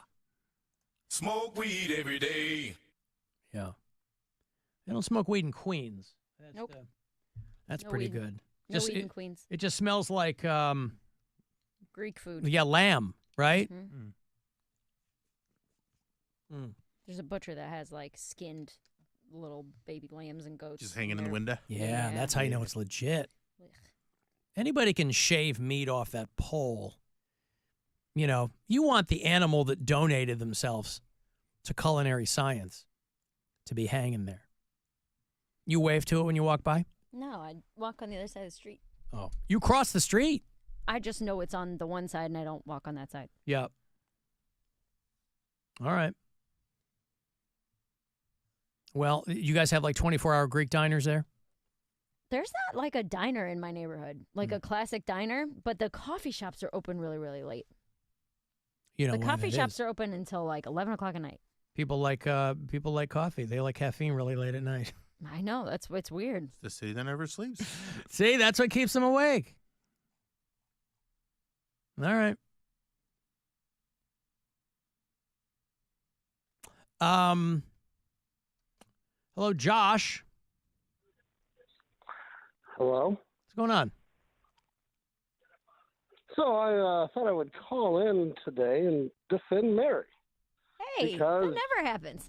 You're totally bullying Mary about the BS that you said and trying to boil it down to a word and just to say she's wrong. Oh, I see. About This when is you from said this that from Biden wasn't going to back out. Josh. A bit of a delayed reaction, no? I'm defending. What do you Hey, mean delayed Josh, thanks for reaction? bringing this up again. It was really fun the first time they argued about Well, it it. was like 3 hours ago, Josh. Where were you then? Yeah. Well, I watch on the YouTube, so I don't have to see the commercials. But it's interesting that Bill chimes in. Yeah, but this still because happened 3 I hours noticed ago. I noticed the other day that you were giving Bill a hard time for watching quarterbacks and receivers. And Bill, like a J.D. Vance, like a little bitch, was like, I like this show. And you were just totally mocking him. Well, no. I don't. First of all, I don't Josh, shut up for a second. Josh, I don't understand what you mean. I was mocking. I was curious because I don't watch the. No, he was goofing around with the show, dude. He was goofing around with the show. Josh, Josh. Let me talk to you for a second because I get to defend myself here. First of all, I see the comments you make on the live stream. You are insufferable. Oh, Josh is already in the mix? Josh is so annoying. And he's just so annoying. No, dude, you're super But annoying. I like that. But Josh, let me like that the guy that continue. watches The Golden Bachelor makes fun of you for watching sports. Well, go back to defending Mary, Josh. Go back to defending Mary because that might feel better. You can kind of get the vibe that he has on the chat where he just sucks. I like that Mary is the only one that will stand up to you and be like, "Hey, that's not what you said." What do you mean stand up to me? And JD Vance there that you got who's like, "Well, I like receivers." You watch the Golden Josh, Bachelor, first off, you and Bill you. ain't got the Okay, thank you, Josh. Yeah, so I this didn't is know what I'm Josh was talking already about. in the mix. Yeah, Josh is a obviously. All I said was that Mary misquoted me, which she did, and we figured it out. So we're past that. But I don't know what his other point was. His point with where I was like, I like receivers and quarterbacks, and you were goofing around about those shows, and we were just having a little silly discussion about it. And Josh doesn't pick up on the humor in that situation where we do things like that. Well, I guess I wasn't being very funny then. No. Josh just sucks. Oh, well. I'm telling you, I see the comments he makes all the time. He just sucks. Well, he's a Mary fan, and there's nothing wrong with that. Nothing wrong with that. I'm a Mary fan, but Josh sucks. I don't. What? Go ahead. I don't like it when you guys do that. When if someone's talking, regardless of what they're saying, I feel like you should let them finish. But both of you do that, where you start to talk over them and talk over them. And No. Here's how it works. All right. If you're a grown person, you understand how a phone conversation works. Okay. One person talks, then the other person talks. Josh is clearly a guy who does not want to do that. He's trying to do something, and so I go, fine, let him talk. When he's clearly finished a thought, thin as it might be, then I'll jump in. But he doesn't want that. He wants to keep going, and I don't have time for that. And when he's trying to do what he was just doing there, where he's using this dumb argument about Alan and I goofing around over the TV shows that we watch, and he's like, oh, Alan likes Golden Bachelor, and then Bill won't stand up to him. Like, if I need to stand up to Alan, I will. But it's not. What's the standing up to him part? Over the shows that I enjoy versus him not enjoying them because he's not a sports fan the way I am is a ridiculous argument to have. And him going, he had the thought of, oh, Bill, when he was making fun of you for watching or mocking you for watching receivers, that's the thought. At that point, I feel like I should be able to step in and defend myself. What else should I have said there, Mary? I'm just saying that in that's how a lot of calls go with you two. I don't really talk to callers very often, but it always seems to me that if someone's calling with an opposing opinion to either of you, it almost always goes like that. Where they don't shut up. It's got nothing to do with an opposing opinion, man. I'll take those all day long, and I'm totally fine with that. But I'm not sitting here while some dude blathers on. It's like, bro, if you want to have a conversation, that's fine, but let's keep it moving. You called me. You're taking up my time, so make it good or you're going away. It's got nothing to do with opposing, blah, blah, blah. I'll take that all day long. And they also... But make it good. A lot of times when they have that, they're making the same point again and again, and they're just kind of going in circles. Especially if this is a person who's just done it all on the live chat. You've done it. But what are you bothering me for? My screen just said Josh. Didn't say what he wanted to. I'm like, all right, cool. But it's got nothing to do with opposing viewpoints. We have plenty of people who call the opposing viewpoints. I'm happy to talk to them all the live long day. I'm not looking to bore the piss out of people either, unless it's me doing it. I don't need callers to do that. If I'm in the mood, I'll do it. So just make it a good, succinct, cogent call, and we can have a conversation. He's calling Bill J.D. Vance. What the hell does that mean? It means he's a kiss ass to you. But he's not a kiss ass to me. Nobody around here is kissing my ass, trust me. It'd be a very different situation around here if they were. But nobody's kissing my ass. So, yeah. I do forehead kisses. If somebody... Sweet little kisses. If somebody's going to call, just make it good. Most people do. But Mary's on Josh's side. And that's fine. That's totally fine. I'm not on anybody's side, but I feel like a lot of our phone conversations go that way. One of you gets annoyed, a conversation. and then you talk over them and you say their name, specifically with the name thing. Both of you like to do that, where if a caller says something, well, you'll go, Mary, Mary, Mary, Mary, Mary, while they're trying to say something, and then you go, okay, well, I can't talk to this person, and then you'll hang up. But because they say something shut up. They don't let us have a rebuttal. Like, I want to have a conversation, but the way a conversation goes, they say something, and then you're supposed to stop talking, and then I'll say something back. And Josh was a perfect example of this, where he's just got all these thoughts in his head. He's like, oh, I'm finally on. I might as well try and take all these silly little shots, calling me J.D. Vance and trying to pick like a weird interaction that Alan and I had talking about a show. And I want to be able to say my piece. I don't get what, how come there's no onus on them to understand how a conversation works? Not only that. Okay, go ahead. No, go ahead. I was going to say, you guys are also the professional communicators. I don't think you should understand that maybe these people are a little nervous or they want to call in and they don't know what to that's say. Different. That's different. Nervous is different than somebody going, where they're not calling to have a conversation. They're calling to make some weirdo comments or something. It's not about having a conversation. Especially, by the way, if you call me about something we talked about 3 hours ago, man, it better smoke.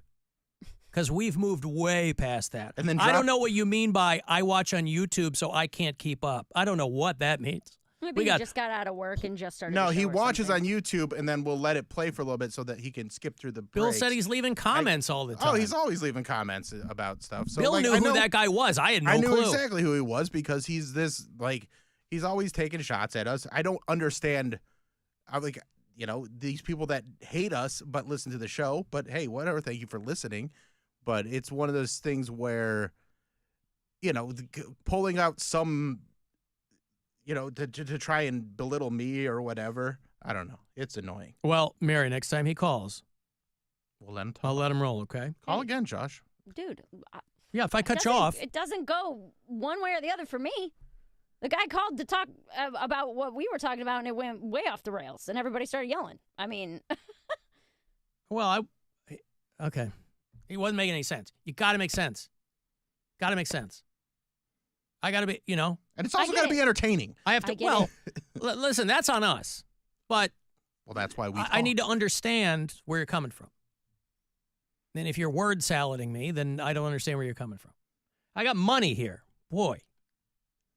It's the last keyword today to grab $1,000 from the Buzzard bookie. So good luck.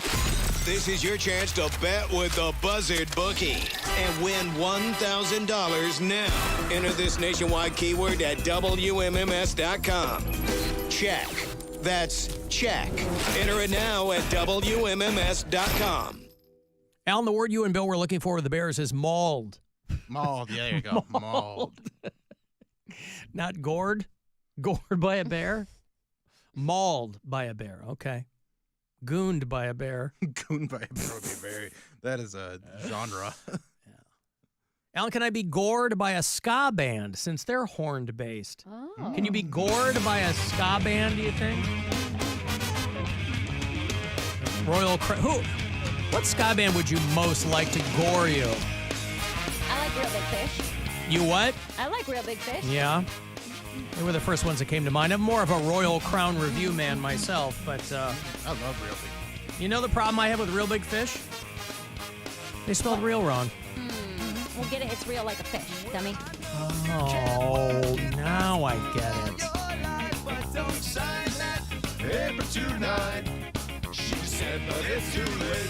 Remember when selling out was a thing? It was a thing you wanted to avoid. Mm-hmm. It was something there that they were mocking and making fun of it, parodying. It's the goal. Now, man, it's just beyond your grasp. People are bending over backwards to sell out. Hello, Juanita. Yeah. Hi. Hi, Alan. Yes. You're looking for good callers, right? You were just saying that you kind of wanted I opened this up, didn't I? your ass. Yeah, you wanted your ass to be kissed. No, I didn't say that. I'm here to kiss it. Why can't people listen to No, what I it's say? okay. Mary can't, Juanita it's a can't, good Josh thing. can't. Why don't people listen to the words coming out of my mouth? God. You get 4 hours of them. Why is everyone immediately listening to what I say I and love synthesizing it through? Thank you. But I didn't say I want my ass Alan, kissed. I said you're nobody around here. brilliant. I said nobody around here is kissing my ass. I respect your opinion. I've been wanting to tell you that. That's You're great. so smart and Thank funny. you. That's I great. listen every day, and I'm laughing. I mean, Alan, you know that you're wonderful. You know this deep down inside. I don't And know you I'm going to talk anything. over you now because this is grossing me out. I don't know anything of the kind. I don't know. Do you want to talk to Josh again? I don't care. It's your show, too. You can do whatever you want, man. Go ahead, Josh. Hi, how's it going, Alan? Mary said I cut you off. Oh, yeah, you totally did, which is understandable. You do it a lot to people you disagree with. I get it. My whole point was calling in to tease Bill because you guys were talking the same day that Bill apologized basically for watching receivers and quarterbacks. It was the same day that you guys were talking about how J.D. Vance was Trump's little bitch. And I was like, wow, they're calling J.D., which I think J.D. Vance is definitely going to be Trump's little bitch. So I agree with that. But then when I watch Bill, and he wants to sugarcoat it now, but you were mocking him, and he's like, well, I like it. And it wasn't funny. I mean, I know Bill's stand-up. I love Bill's stand-up, and I think he's funny. He was just trying to dismiss the discussion to where we're not talking about this anymore. He likes it. You don't. You like the Golden Bachelor and the Real Housewives or whatever. You know, that's fine. I was just really calling to give Bill a hard time, even though I like Bill. But somehow now Bill is super defensive if I call.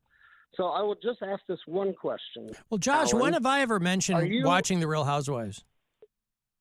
Oh, my God. You watch a lot of reality TV, bro. I don't. This is what I'm talking about. I don't know. I don't. When people, I don't know what you're talking about, Josh. I never once watched a frame of a Real Housewives show.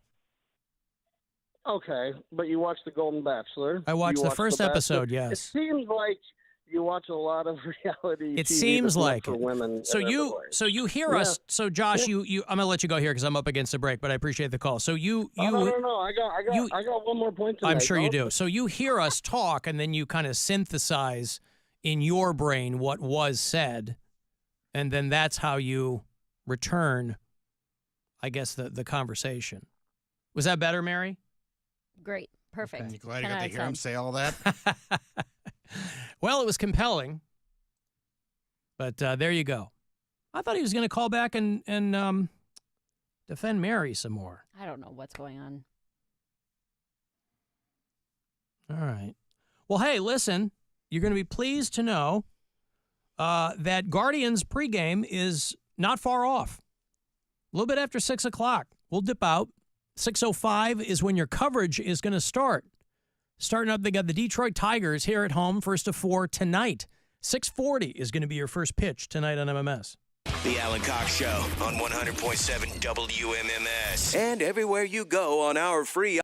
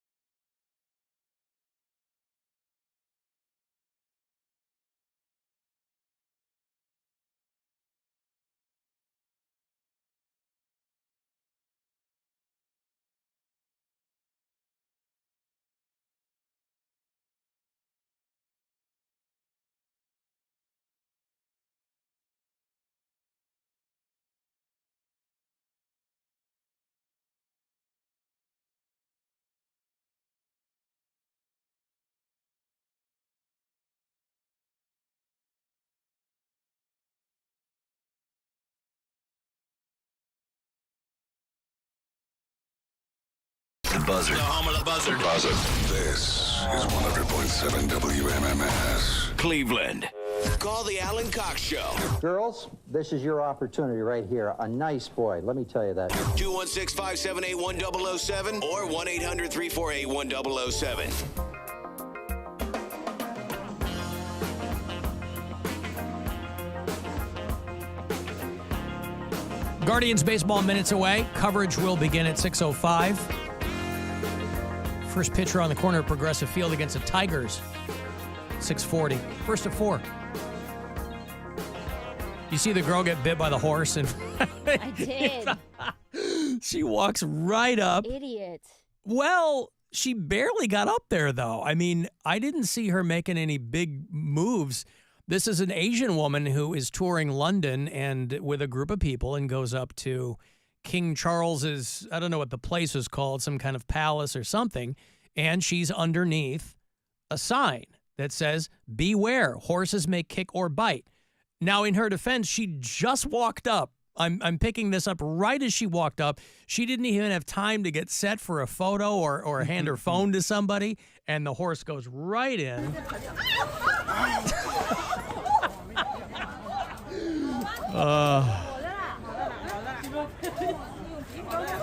I mean, listen, how close can you get? You're standing there, and it is kind of a photo opportunity, but she wasn't gesticulating wildly around the horse. I mean, the whole video is the horse lunging at people, and she's just the one that the horse got. Is that what it is? There's a whole bunch of people. Okay. This horse be swinging its face. Yeah. Well, hence the sign, right? I mean, this was outside the Household Cavalry Museum. Sounds like a banging good time. And it chomps right down on her arm. But that sign pretty much indemnifies them from anything. So, I see. 6 moments of the King's Guard. This is the horse chomping at people? Yeah.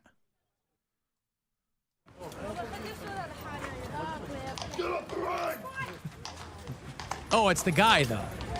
That time. Oh, I see. I saw a compilation where it's just the horse chomping at a bunch of people. I see. And not catching them every time. But, when you see Sarah Jessica Parker, you're like, I'm going to get a picture. Is that what it is? Yeah. Oh, Sarah Jessica Parker. They're going to do another season of that show. That show What's she the new does. version of it called? It's called, I think, And Just Like That. Is that what it's called? Yeah, I think so. It was Sex and the City. You're the one watching all the girly sissy shows. I know, so according to Josh. us. Yeah, I'm 8 seasons deep on some Housewives show. Josh can't even tell me from Pound Cake, and the guy's been off the show for 4 months. And Pound Cake didn't even watch the Real Housewives. He watched watched Mob Wives and Basketball Wives. Yeah. Those were his shows. Yeah, so anyway, the horse there bit down on the woman. And, just make sure you've got a carrot on you at all times. Yeah. Right? Wouldn't that work? Sure. Oh, okay. I mean, or just keep your distance from a horse. I mean, again, she's... Or an apple. They like apples too, right? All I know is if I saw a sign that said a horse may bite, I'm not getting within 10 feet of that horse. No. So on the you ever one... been bit by a horse? No. It hurts. I bet. They're giant, muscular animals with giant teeth. I got nipped by one on my leg. I was little too. I was in probably middle school, and horse cop bit my leg. No. Nope. I had to take care of them when I was a teenager and house sitting and watching those ostriches. There were a couple of horses in the mix. My older daughter was an equestrian for 15 years. So I've been around a lot of horses, and I don't like getting near them. I mean, she knew what she was doing because it was the horse she rode all the time. But I'm like, I'm not. I think getting bit by one, I knew this guy named Mr. Hands, and boy, he would have loved to have just been bit by one. Why? What happened to him? Alan, just Google it. Oh, okay. Actually, Mary, you Google it. Oh, that's terrible. Mr. Hands? Yeah.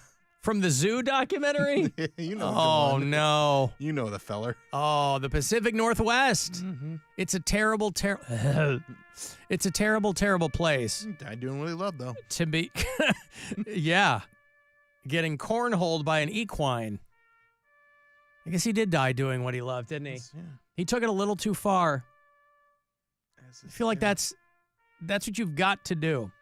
If you've already crossed the Rubicon into bestiality, especially horse beasts, large animals, when you have to consult, you can't go to the hospital. You have to consult a large animal veterinarian under those circumstances. You're living on a whole different plane. You are experiencing things far beyond what any of us can possibly imagine. So R.I.P. to that guy who's been dead probably for about 15 years. Yeah, it's been a while. It's been a while, yeah.